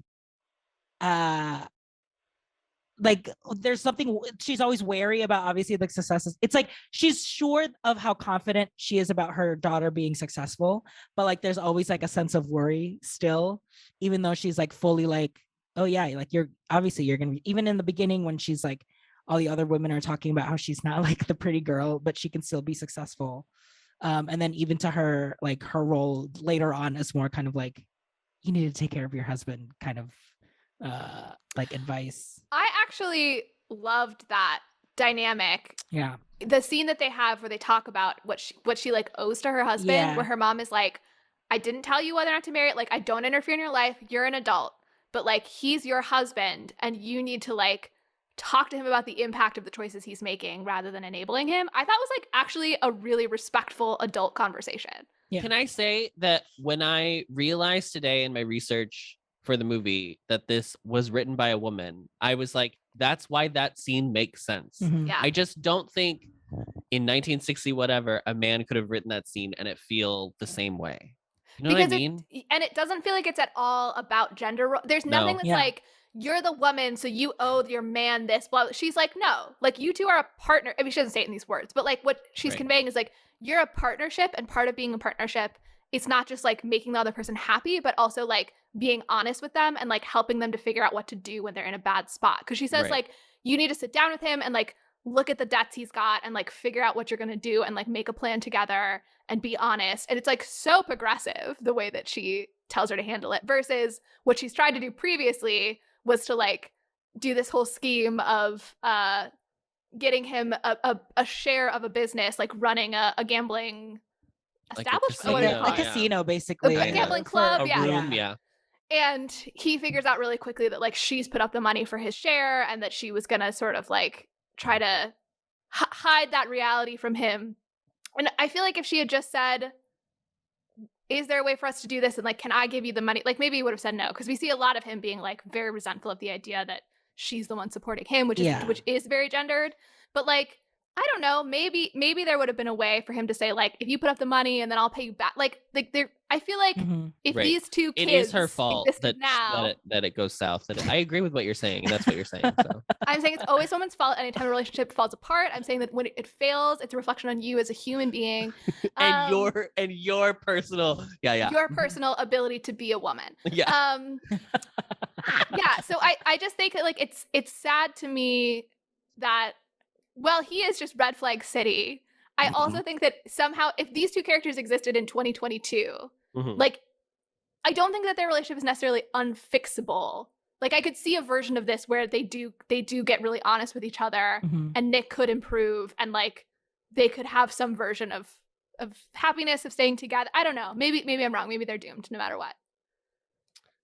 I think that it definitely feels like the movie, it felt to me similar to Carousel in that it doesn't seem like the movie is like, they are the great romance, they are the great love. Like this isn't that kind of movie. There is one shot where I was like, this is a romance film. And it was when they're on the pier and the sun's in the background. Do you remember the shot? I literally screamed. It's after the lobster lunch. It's after the 4 lobster lunch, where she eats 4 lobsters. It's 2. She eats 2, and she almost eats 3, and then she doesn't eat the 3rd. But it's still, that's so much rich food. I was like, I feel like I'm gonna vomit just the concept of eating that much lobster is like a lot. But I do think that this movie, this is why I kind of just all want it from her perspective, because we already get so much of it just from her perspective that I like the idea that you just like lean fully in. Can we talk about the last two songs I want to talk about, which are Don't Rain on My Parade and My Man? But first we'll start I think Parade is the next. I feel like we're kind of there in the plot. Yeah. So it's crazy because it's such a great song. Like, it's iconic for a reason. It has one of my favorite helicopter shots, probably after Sound of Music ever in a movie musical. And then Annie. Annie. Yeah. Well, Annie 2000. Then whatever else. Then this. Yeah. Jamie Foxx, Annie, and then. No, that's a shot in a helicopter. We're talking about a shot taken from a helicopter. Oh, okay. Sorry. Different I'm confusing. bracket, Yeah. But I like that song's great. Whatever. She slays this. She slays Parade in Hello Dolly. She really has an affinity for a Parade song. Good for her. I wanted to make that joke. How dare you? But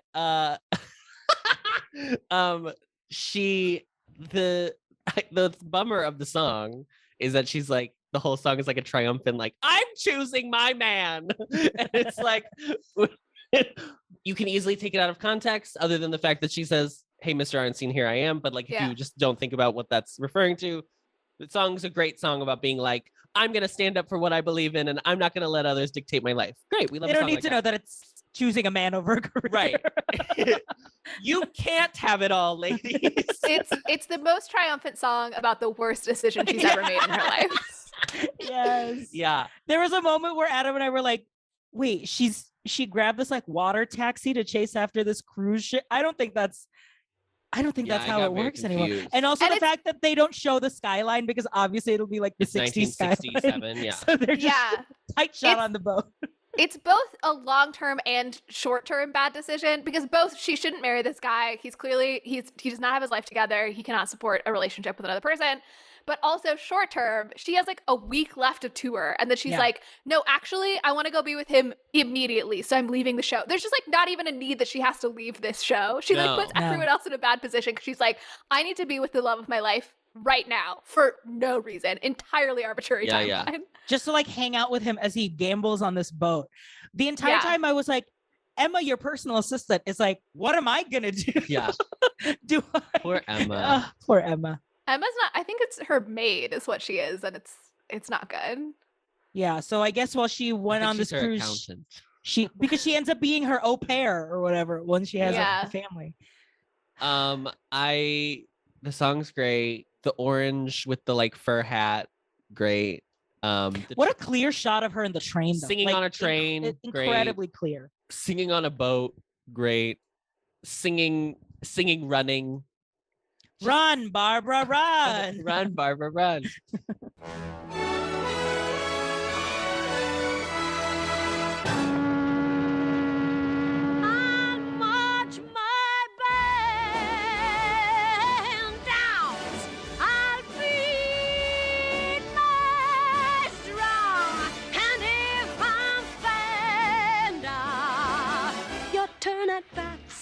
At least I didn't fake it, hot, guess I didn't make it. Get ready for me, love, cause I'm a comer. I simply gotta march my heart to drum. Nobody, no, nobody is gonna rain on my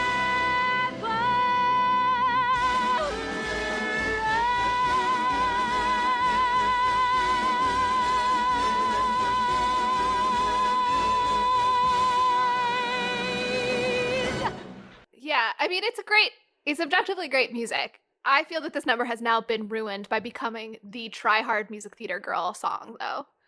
Like, I can't hear it and not hear the, like, litany of women trying to prove their belting abilities by singing this song. Well, and that's the hardest part, is, like, anytime Barbara does any song, she has such a specific way that she sings that if you try...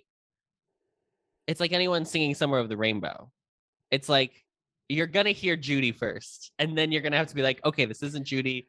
I have to sing it in a way that it won't. But this has like the additional problem of like the pure power of the song, that people sing it to prove that they've got that power. So like, I think that it's become, to me, divorced from its meaning. Not that, as we've established, the meaning is not good, but like it stops being dramaturgically relevant, because it's like, and this is the song that you sang to prove that you can sing. It's Right. like Yes, kind of how it's a more like yeah. it's more of a showcase song to be like, and I have this belt. And it shouldn't. This is what annoys me is it shouldn't be. It is a powerful emotional song as well, and it could be a really effective song in here, but it's been too repeated outside of the Right. musical itself. Mhm. And I think it's partially just the Rachel Berry problem. I mean, we referenced it being on Glee, that like Lea Michele is like too many people the embodiment of like the most Yeah. annoying musical theater kid, because she plays that character on the show. That's like what her Yeah. character is meant Yeah. to be. And I think we've all struggled to like fully separate her from that portrayal. It sounds like she's also not a great person. I'm not trying to take a side on Lea Michele and how we should feel about her, but like we here at Showgays would like to issue a statement in regarding. we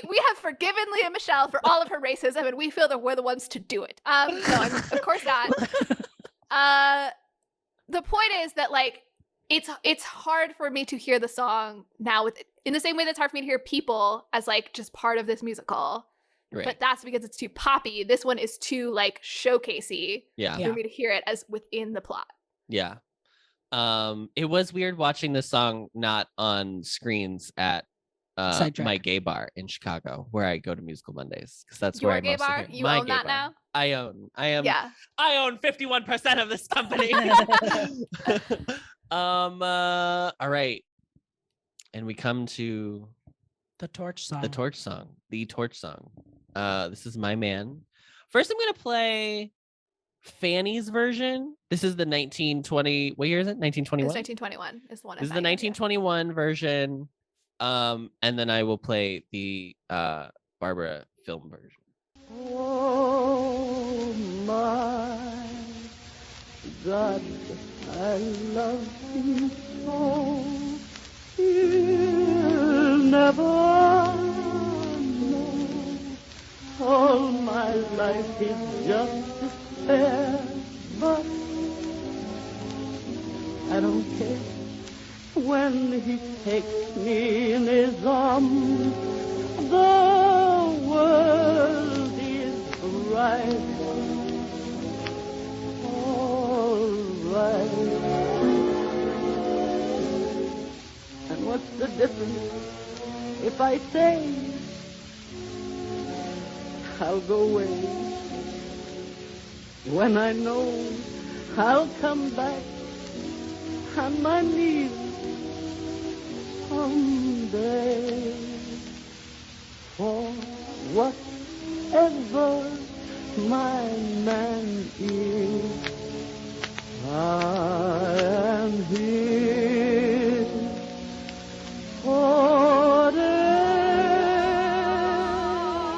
forever. Oh, my man, I love him so. He'll never know. All my life is just a spare, but I don't care. When he takes me in his arms, the world is bright. All right. What's the difference if I say I'll go away when I know I'll come back on my knees someday? For whatever my man is, I am his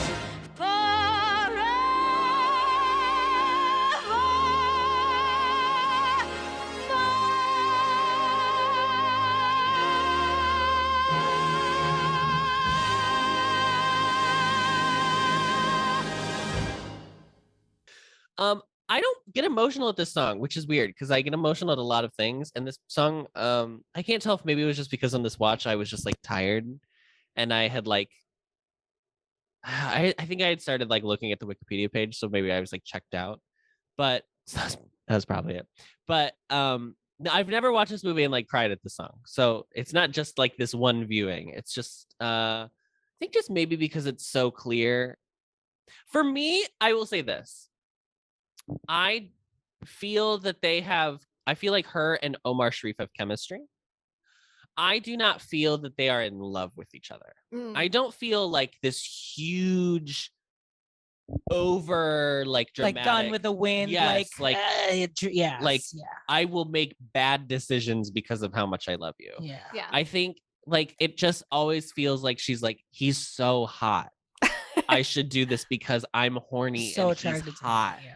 Oh my God, I forgot to read this quote from Fanny Bryce that what was it? It was something like she fell in love with him when she saw his 7 pairs of pajamas with monograms on them or something. So I love the idea that like the real Fanny Bryce was like equally just like taken in by his just pure panache. That was all it was. A dandy. A dandy. I like when she notices that he has nail polish on when she like first meets him too. Yeah. Which is something that comes back in Maine, actually. Anyway. I want to say about the Bryce, what's interesting is I said earlier about how I read some source that was saying like the 1921 version is like more upbeat, but I feel like this does not read as upbeat to me at all when you listen to the Bryce version. Like the sorrow feels like it's there from the outset. And I think that may be because she had a complicated relationship with him throughout the time she performed the song, but also that like she's just a great actress and like it might not be, in her mind, it might not be about her real husband at all, right? I think that as a culture, we try to like over ascribe real personal feelings to things when actually, if it's not relevant to your personal life, that means you're a better actor. So you should want that. Yeah. Sometimes a job is a job. Sometimes it's just a job. And you should treat your coworkers with respect, Richard Harris. But what I think is interesting is how you can hear the theatrical emotion, and I'm not saying this at all to like diminish Bryce's version. Like I think Bryce is doing it as the song is written to be done, where you're hearing the emotions through the music. And then I think what's beautiful about the inclusion in the movie to me is how it becomes an acting song when Streisand does it. Yeah. Where you start with like the voice breaking and the like not quite being able to articulate things. And then she eventually gets into the music of it because she knows we don't want to watch her just cry the whole time. We want to hear the vocal power in it, right? And I think that is like a really good use of an existing song and then making it into something that caps this whole plot rather than just like existing as an emotional piece within itself. And what I love about that is especially the I'd Rather Be Blue Over You, which is the song she sings on the roller skates, is kind of about like the same thing. If you think about it, it's about like, I want to be with this man even though he makes me sad. And well, so's the other one. So's Secondhand Rose is about how she's like Secondhand Rose. It's more of like a self-deprecating song, and it's less about the man is like one joke in it versus like the whole song. Yeah, that's true. But what I love about it is that they're both actually songs that Bryce sang, but we see them used so differently in the movie. So I'd Rather Be Blue Over You is she's just becoming a star, and the song exists only for her to perform it. There's no connection to the words in that song. And then By My Man, it's like 100% about her internal emotions in the performance.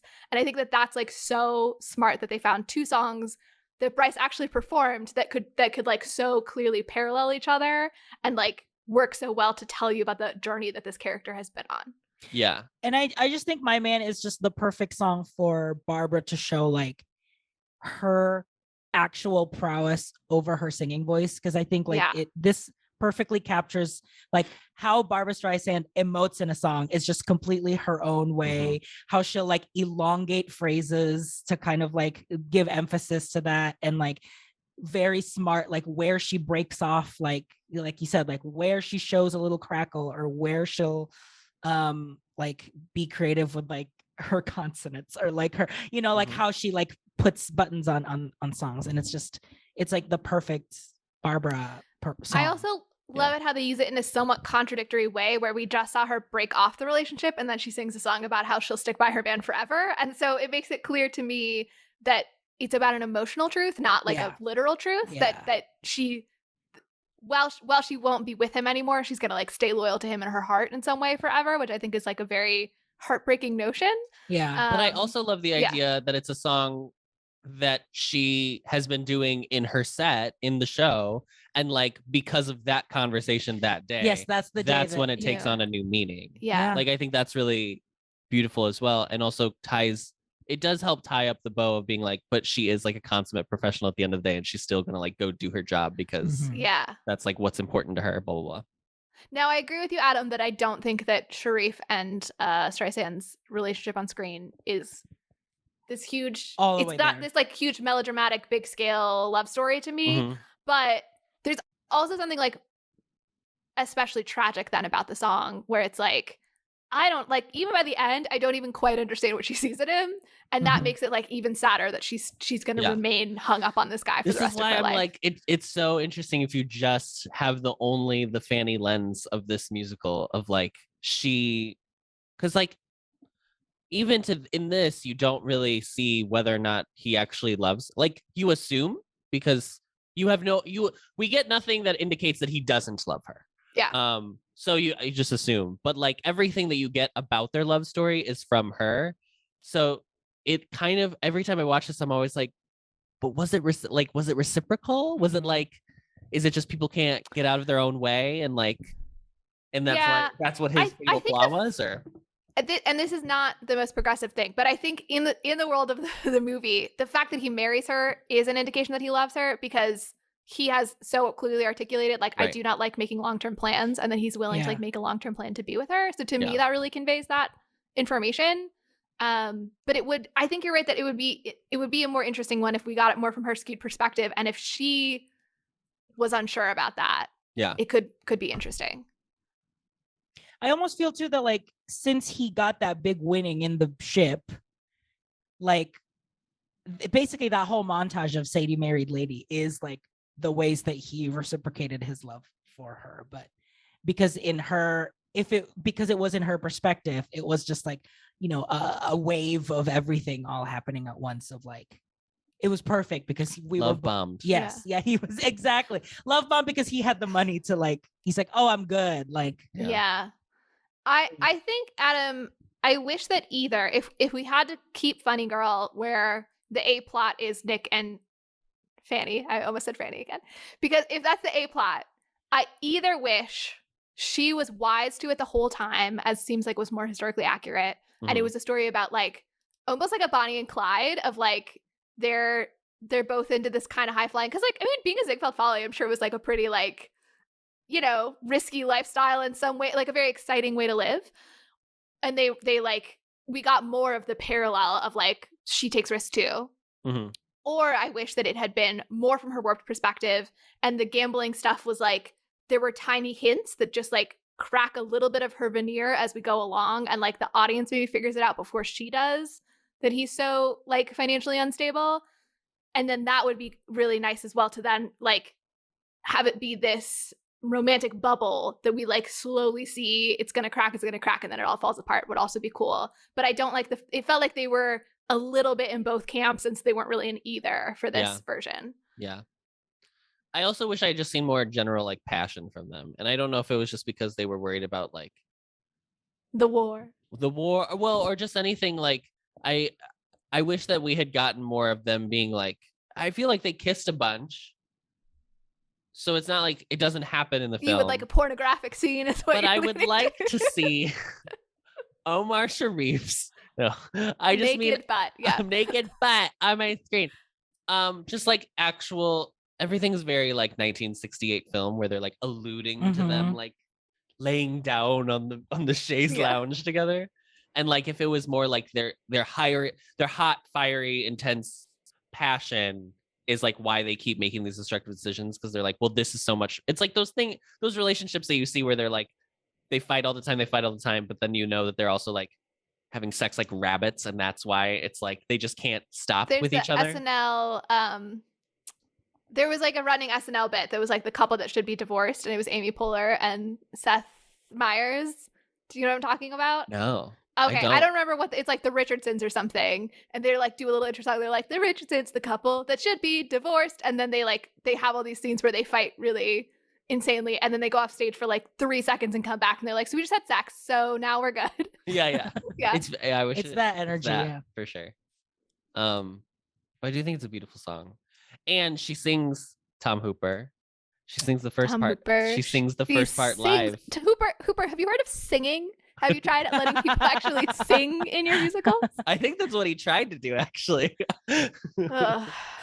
Do we feel like we've reached the threshold on everything we can say about this movie? Oh, I wanted to ask, this is something I want to start doing as we wrap up for our little discussion of the film itself. This one's going to be dumb because it's clear, but if everyone was to pick an MVP of the movie, who is your MVP? Mine is obviously Barbara. Should we say someone that's not Streisand to make it more interesting? Okay, I could pick one, yeah. Mine would be not the mom, but the friend with like the higher pitched voice. Yes, the one who was like, well, hope we get invited at a wedding sometime. Yes. Or like that. Yeah. Yes. The one who he let win in their poker game. Yes. Like, even though he had he had 4 aces. He had like 4 aces. Yeah. What's the probability there? What's the probability? Not high. RJ, your MVP is the mom? Yes. My MVP is the set designer. for the room. For the dining room. For the dining room, but also the like entire the Follies number. Yeah, the Swan Lake. Bathtub, the Swan Lake. Like the Swan Lake, I guess, goes all the way across the stage. But like, and this was I forgot to write this down. But did you notice the thematic use of alleys in this movie? There's an alley outside of her she sings house. Yep. Which is where they first like have time alone together and everything like that. And then there's also the alley outside the theater. And we start with her walking to the theater from the alley and we end with her walking out. And I have this theory that the alley is like the private space. And that when she's in the theater or like her home, it's not quite the forest. It's not a liminal the city space. Forest, yes. But it's like when she's like, often when she's inside, it's like her being on stage, literally or like more figuratively, that she has to like have a public persona that she's putting on to keep things together. And then when she's in an alley is when she's allowed to like have her true emotions and like let Nick in. And so I think that was really smart. And I'm guessing it was like a set designer, director, collaboration. Production designer type situation. Yeah. I changed my answer. I think the MVP of the movie is the line reading, "Hello, gorgeous." That's the MVP. That's the MVP. Her looking in a mirror and saying, "Hello, gorgeous." To which, when she won the Oscar, she said to the statuette, "Hello, gorgeous." Yeah. So a little more triumphant than that. Great. A little. Hello, gorgeous. So, in 1923, Fanny Bryce had cosmetic surgery on her nose, and cosmetic surgery in 1923, I'm guessing, was a risky business. And so it sounds like she probably thought that she needed to like pretty it up to try to be in movie, because we're starting to get into the movie era. So we're gonna talk about movies in a second. But this kind of became very like symbolically important because Jewish women and noses are like a complicated history. I read a whole article about Jewish actresses and the question of like, if you have a stereotypically Jewish nose, should you keep it or should you do surgery to reduce it? Yeah. So at the time when she did this, she like claimed that it was not about ethnicity, but people suspected that wasn't true. And apparently Dorothy Parker quipped she cut off her nose to spite her race, which was the title of the article that I read. Yeah. What's interesting about that is that Barbra Streisand was very famous for refusing to do cosmetic surgery on her nose and embracing that was what she looked like. And Barbra Streisand is freaking gorgeous. So like amazing. Which I think is interesting to contrast with Jennifer Grey. Do you all remember the Jennifer Grey? Joel Grey's daughter, Dirty Dancing, for listeners if you're like sparking something. So Jennifer Grey had surgery after first winner of Dancing with the Stars. Oh, okay. I don't remember exactly what, but I think it was like the year after her being in Dirty Dancing or something. But basically, everybody assumed that it was the same. It was a story of like she has a very stereotypically Jewish nose and she like wants to get rid of it. But apparently, it was she got one surgery. She had like a bump on her nose and she just didn't like that. She had one surgery to correct that, and then there was like something went wrong with that surgery, so she had to do another one to recover it. And the second surgery is where she like woke up and her nose was like totally different, and now she's like unrecognizable as Jennifer Grey. Like she's still a very beautiful woman, but she just looks like a different person. She doesn't look like, So it like totally sunk her career because people like literally didn't recognize her. Like she just looks like a different person. So, but she like Jennifer Grey insists like it wasn't that I was self-conscious about my nose and everybody like put that layer on top of me. And so she's since come out to be like, you know, oh yeah, people should, We're looking at pictures embrace that like life takes crazy turns. It's kind of her. Yeah. Her 2022 message. She's not Ferris Bueller's sister, is she? Yeah, she is. She is. Okay. I didn't know that. That's fascinating. Also, truly just never forget that her father is Joel Grey, who is a gay man. I read this whole article about Jewish noses that like both put forward that like this is like also like a made up stereotype. Like there's no such thing as actually a Jewish nose. And like even like she got into, it's a dark reason to look at it, but like the Nazis even struggled with like they really wanted to identify Jewish people, and there's like no way to do that. You can't actually there's no like scientific way to identify people based off of their noses. That's like scientific racism. It's totally made up. But there exists in our minds the idea that there's like a more Jewish face, and it's like often centered around the nose. So it points out in this article that it was like, well, Jewish people have lived in America since it's, well, found white people founding, but you know what I mean. Lived in America for a very long time. It was in the period between 1880s to 1924 where they were like, what? Don't get canceled, Molly. I'm trying really hard not to get canceled. So 1880s to 1924 is when we had like revised immigration laws. And this is where there was a big influx of Jewish immigrants, but also like more sort of marking them off as being distinctive from other immigrants and like discriminatory laws, right? So, but that particularly cosmetic surgery on noses was popular in the 1950s and early 1960s for Jewish women, which is, so we're talking very recently post-Holocaust, as well as the Red Scare. And it talked about the fact that I should have written it down. The really famous couple that got tried for Ethel Rosenberg and Rosenbergs, is that right? Yeah, the Rosenbergs. Yes. So the Rosenberg trial, as well as the fact that a lot of the Hollywood 10, I think that the people who got blacklisted by the House Un-American Activities Committee, a number of them were, it was like 6 out of the 10 were Jewish. So there was like a real association in the American psyche that like Judaism was somehow related to communism. So that was a time when it was really popular to like try to assimilate. So that's what makes Streisand such a like big deal, is that now it's late 60s. So she was like resisting that pattern, it seems like, and then coming out in the late 60s being like, I'm really proud of the fact that I look this way. I mean, I don't know. Actually, has she given interviews like making a statement about why she made the choices she did? Probably. I'm sure she has. Yeah. I just don't want to ascribe, I don't want to assume her motivations, but I think people got a lot of empowerment over the fact that Barbra Streisand chose not to have cosmetic surgery and change anything about her nose. Also interesting is that in the same time period, Bryce started to also like move off of doing so much like racial ethnic comedy as well, which Wallace, the biographer, points out that it was like a particularly xenophobic and racist climate at the time, but she doesn't quite articulate like, does she mean, and so Bryce was worried about like being the recipient of that bigotry, or if she was like concerned that she was contributing to it, or if it's like some combination of the two.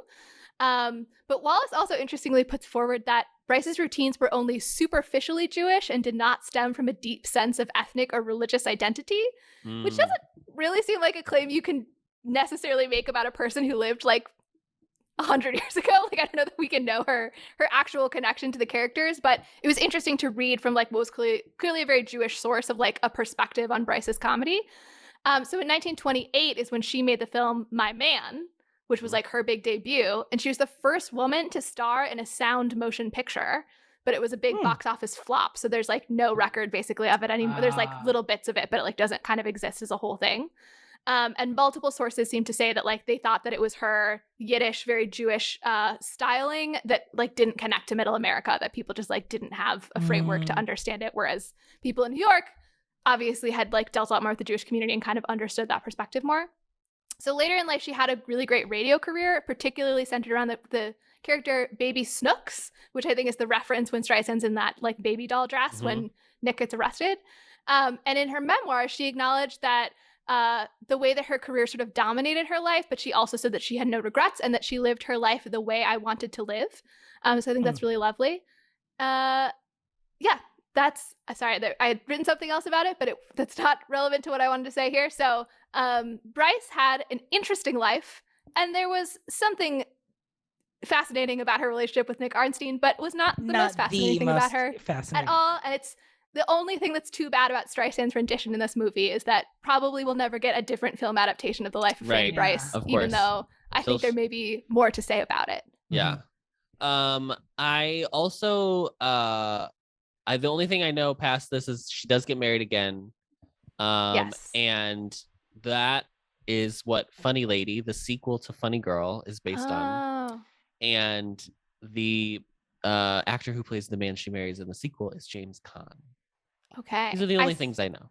I saw something about the fact that her children didn't really like her second husband all that much, but she said that like things were always interesting when I was married to him, and I really liked him, so it wasn't he was maybe less like dynamic and charismatic that it seems like Nikki Arnstein was, but it seems like she was happy with him, so that's good. I just want her to be happy, dang it.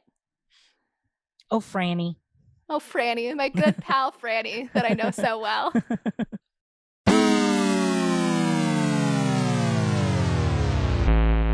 All right, so Roger Ebert for the Chicago Sun-Times. Hold on, are you not going to say what some of the experts say about this movie, since I have officially become an expert since the last time that we recorded this podcast, Adam?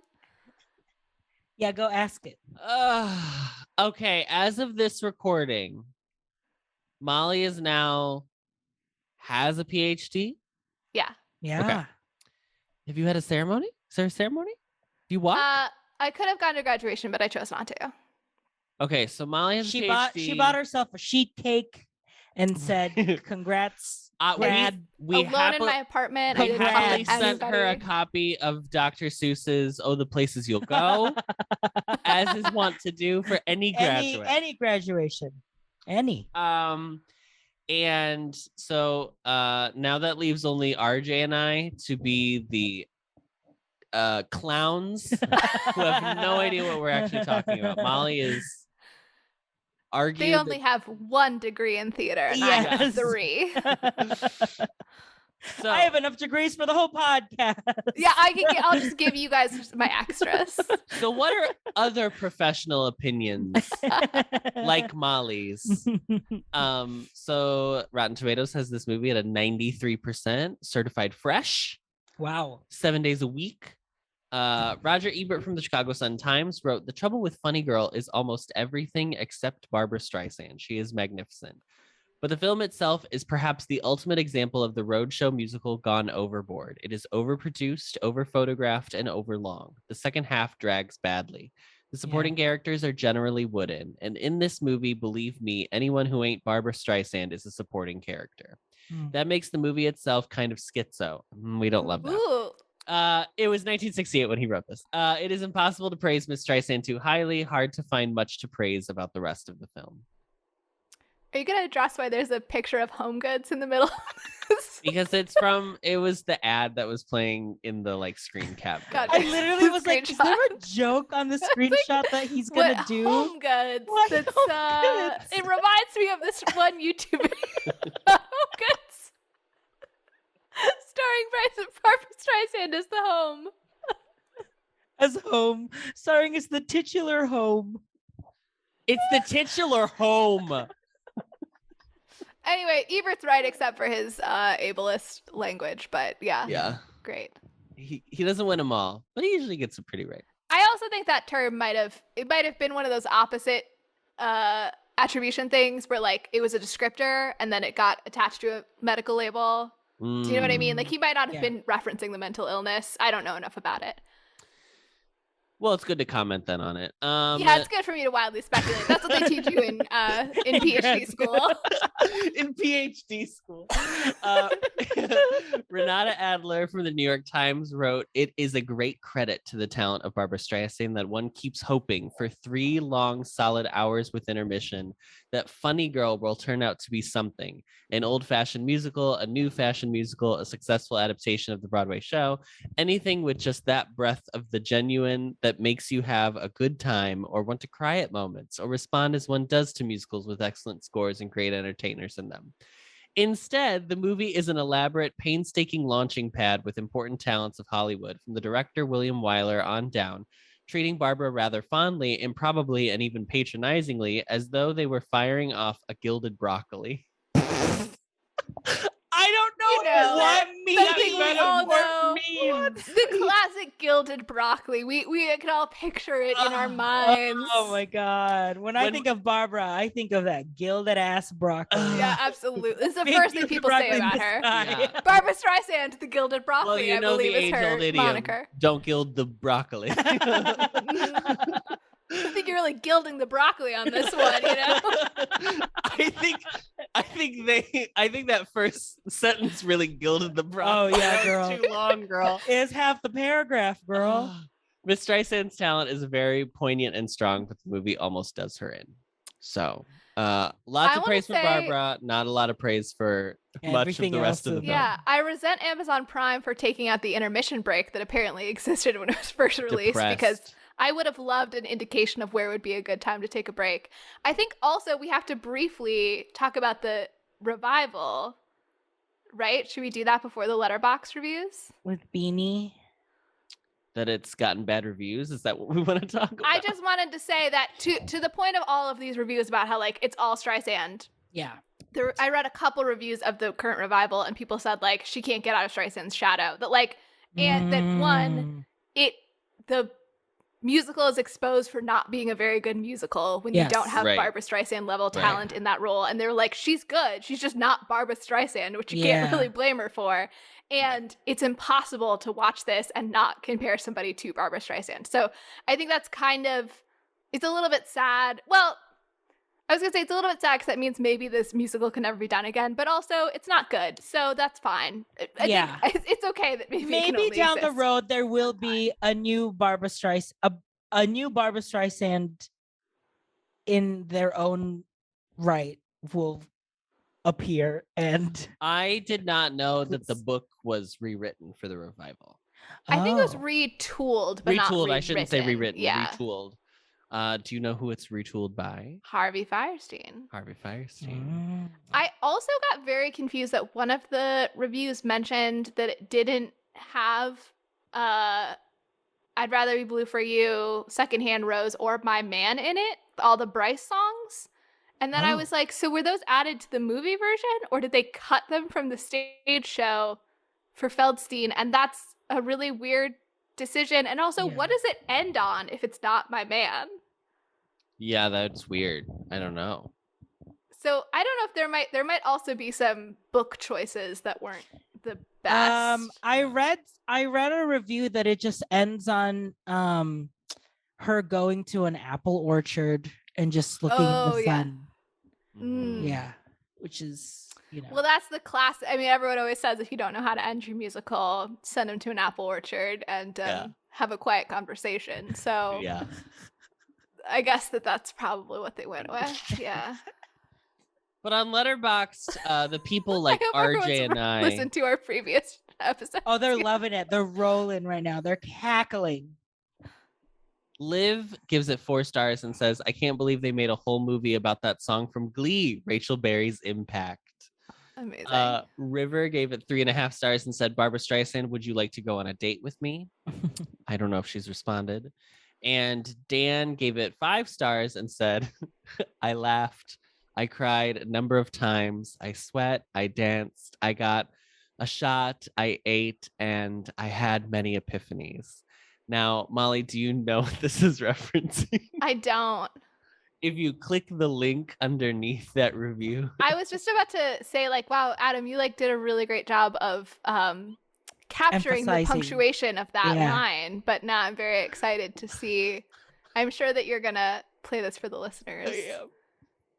Hold on, it's still loading. It says Stan Twitter 101, which is always a good beginning to any clip that you're opening up. I laughed. I cried a number of times. I sweat. I danced. I got a shot. I ate. And I had many epiphanies. Gwyneth Paltrow. Just being her absolute goop herself. Just gooping all over the place. She really gilded the goop in that clip. She really gilded this goop. I have never seen the full clip what this moment is pulled from. It has to be from like an Instagram live, like somebody asked a question, something. I don't know. I just know that it's truly one of the stupidest like 5 sentences I've ever heard strung together in my life. I hope that it's like, because I'm always seeing headlines about her like forgetting that she's been in a Marvel movie. So I hope that somebody asked her about a Marvel movie that she had not seen, and this was what her coming up on the top of her head of like descriptions of like, what are things one would do to react to a movie that I've not seen? I guess I laughed and I ate and you gave me I got epiphanies. a shot. The best part is how she she like is like she's trying to like go down this like happy like era of like, and and I laughed and I danced and and I had a number of epiphanies, and she gets so serious at the end where she's like, it can't be that jovial. It has to be, Purpose. We have to goop, yeah. Goop. We have to goop. Title of app, we have to goop. Molly, this week, you have written a closer. Congrats. Finally. Now that you have your PhD, you have all this time in the world now. I'll always remember from now on. That's definitely a promise that I will never break. That's the part of the PhD bond. Mm-hmm. What is your closer? My closer is tag yourself as a bride. Okay. So we have 4 bride options, and we have to decide which of these 4 the 3 of us should be assigned to, and we'll have 1 wild card. So I will, for the listeners, I can reread it, but actually, RJ, you so killed the... You did. The winter bride is typified by Christmas, frost, and fairies. And though the weather is changeable, her virtue never varies. Varies. The springtime bride is story-eyed, as poets often say. No other bride would dare to dream the dreams that April may. The summer bride is glorified by Merlin's magic touch. A lucky man receives the love of June, July, and such. The autumn bride is prudent and wise at sweet 16 or 20. And as a wife in future life, she'll hold the horn of plenty. Now, I would like to say, go back and watch this clip in this movie. I hope it's on YouTube. Maybe I'll just put it in over RJ. Just gonna cut RJ reading now. Try to sync them up. Try to have it underneath it. Well, yeah. My favorite line reading that happens in this film is the Autumn Bride, because Tina Fey is in this movie. I don't know if we know this. Tina Fey is the one who reads the Autumn Bride lines. She just looks like her. And the way she has this like deep alto, she's like an alto voice. She's like, the Autumn Bride is prudent and wise at sweet 16 or 20. And as a wife in future life, she'll hold the horn of plenty. Horn of plenty. She really a bit of a Mae West. Yes, she vamps it up right at the end. It's so good. Well, I will say, there's a lot to be said for the Autumn Bride, but I do think we've all aged out of that role, because you can only be an Autumn Bride apparently if you're 16 or 20. Or 20, not 17, not 21. No. I think I'm a summer bride. I think, Adam, you're a springtime bride. And I think, Molly, you're a winter bride. When I look at Molly, I say, Christmas, frost, fairies. Such fairies? Her virtue never varies. I feel very much that the fairies line does not apply to me. Maybe, Adam, you're the winter bride. I mean, Adam is a Christmas gay. She is. I am. I'm an Easter gay, actually. Do you relate more with poets or Merlin's magic touch? I think I actually like the Autumn Bride and the holding the horn of plenty. Yeah. I love a prop. We love prop comedy, first of all. And what's in the horn of plenty? Typically a cornucopia. But maybe in my version, a rubber chicken. You know what I mean? Like, what are we pulling out of the horn of plenty? A real Fanny Bryce. The problem is that, again, I'm not 16 or 20. I think we have to cut that line because it's gonna hold us back. So yeah, what rhymes with plenty? I think also 16 and 20 could be the other option. So 36. That's the. Oh, okay, yes. Prude and wise, it's sweet 16 and 20. Plus 20. Molly. Okay. Well, RJ, have you taken Summer Bride? Because I would love Merlin to be involved in my marriage in some way. I'm very into that notion. I think I'll pick Springtime Bride. I think I'm resonating with story. You're Winter Bride. You think I'm Christmas, Frost, and Fairies? Your virtue never varies. Oh, that's that's true. You just said that so well, that's a line that we all universally interpret and understand. And Absolutely. Your virtue never one thing varies, everyone RJ. says about RJ. Me. My LinkedIn profile says My virtue RJ never Silva, virtue never varies. Frequently gilds the broccoli, just never varies. There's a broccoli I can't help but gild. My God. Absolutely. So Molly, you're the summer bride. I think of the options, I feel that I am the summer bride. I mean, I'm obviously actually RJ. You're actually, you know what you are, RJ. Oh my God. You're the singing bride.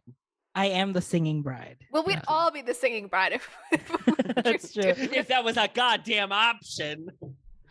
Do you know the like this child's born on this day of the week poem? Do you know this? No. I know of it, but I can't recite it for you. I had to ask you. I asked you, remember? Thursday's Child, I asked you.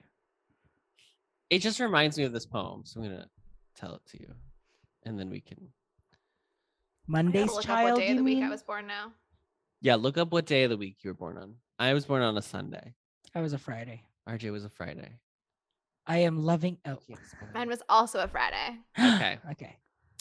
Monday's child is fair of face. Tuesday's child is full of grace. Wednesday's child is full of woe. Thursday's child has far to go.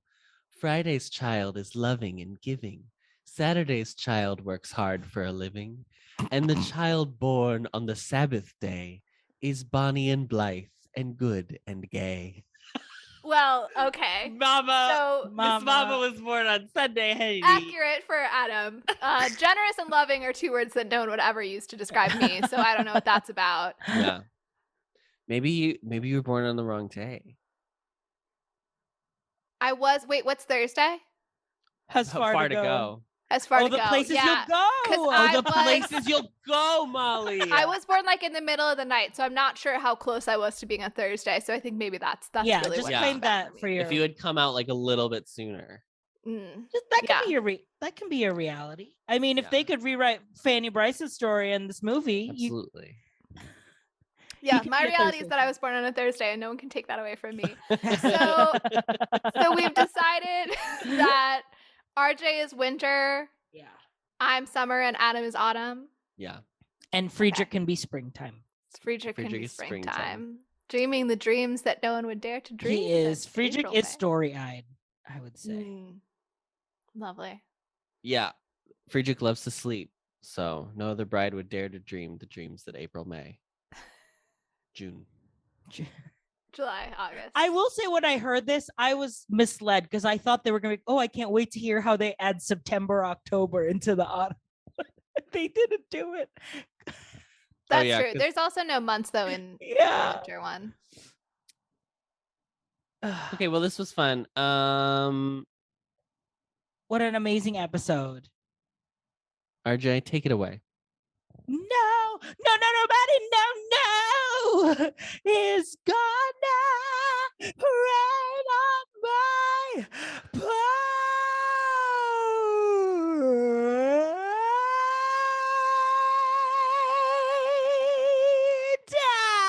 Thank you. Amazing. Thank you for listening to the best revival of a podcast, Showgays. You can find us on social media. Adam is at Adam Noecker on Twitter. RJ is at RJ Food Rocks on Instagram. And Molly is at Molly Matiny on Instagram. This episode was edited and mixed by Adam Noecker. This has been an Ampliverse production. You can find our show page and more information at theampliverse.com. If you'd like to send us your own takes on the movie we just watched, reach out to us via email and we might read it aloud on the show. Our email is showgaysmoviemusical@gmail.com. Don't forget to follow us on Apple Podcasts or wherever you find your podcasts. And as always, rate, review, and subscribe to help others find the show. And now, as always, the show must go on, so stick around to hear what we're going to be watching next episode.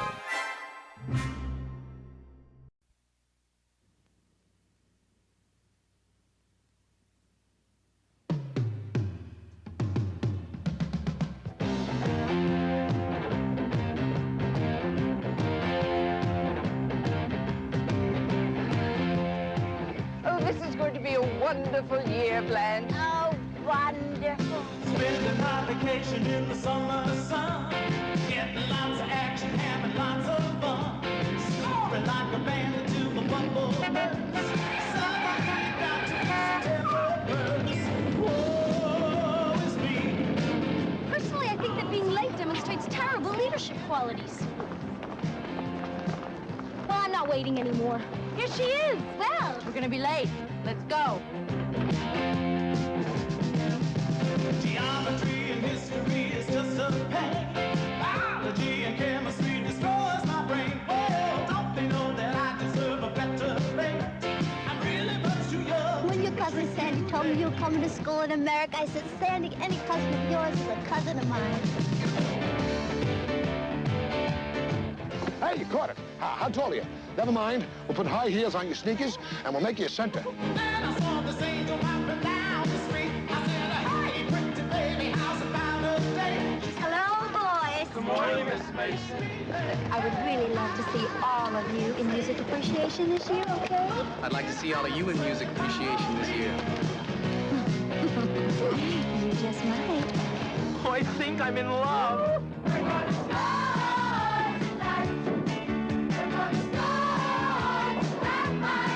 We're gonna rock, we're gonna roll, we're gonna bop, we're gonna ball.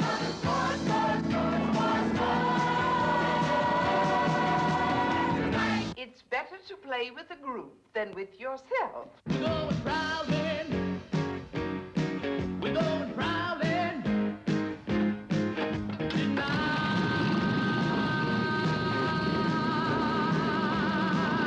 What is the best time of the month for a woman to conceive? At night? Production. Reproduction, put your pollen to work. Reproduction. Reproduction, make my steaming go berserk. Reproduction.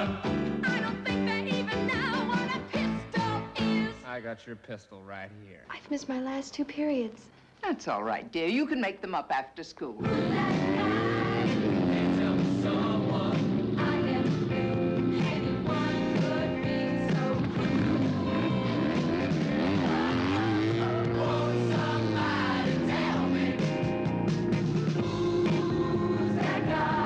What are you gonna be when you grow up? A burden on society.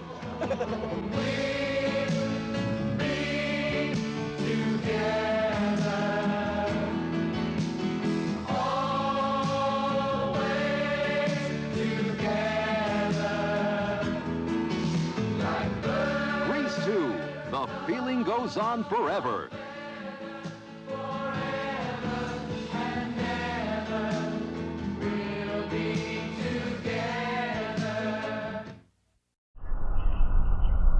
Discovering voices, building worlds. The Ampliverse.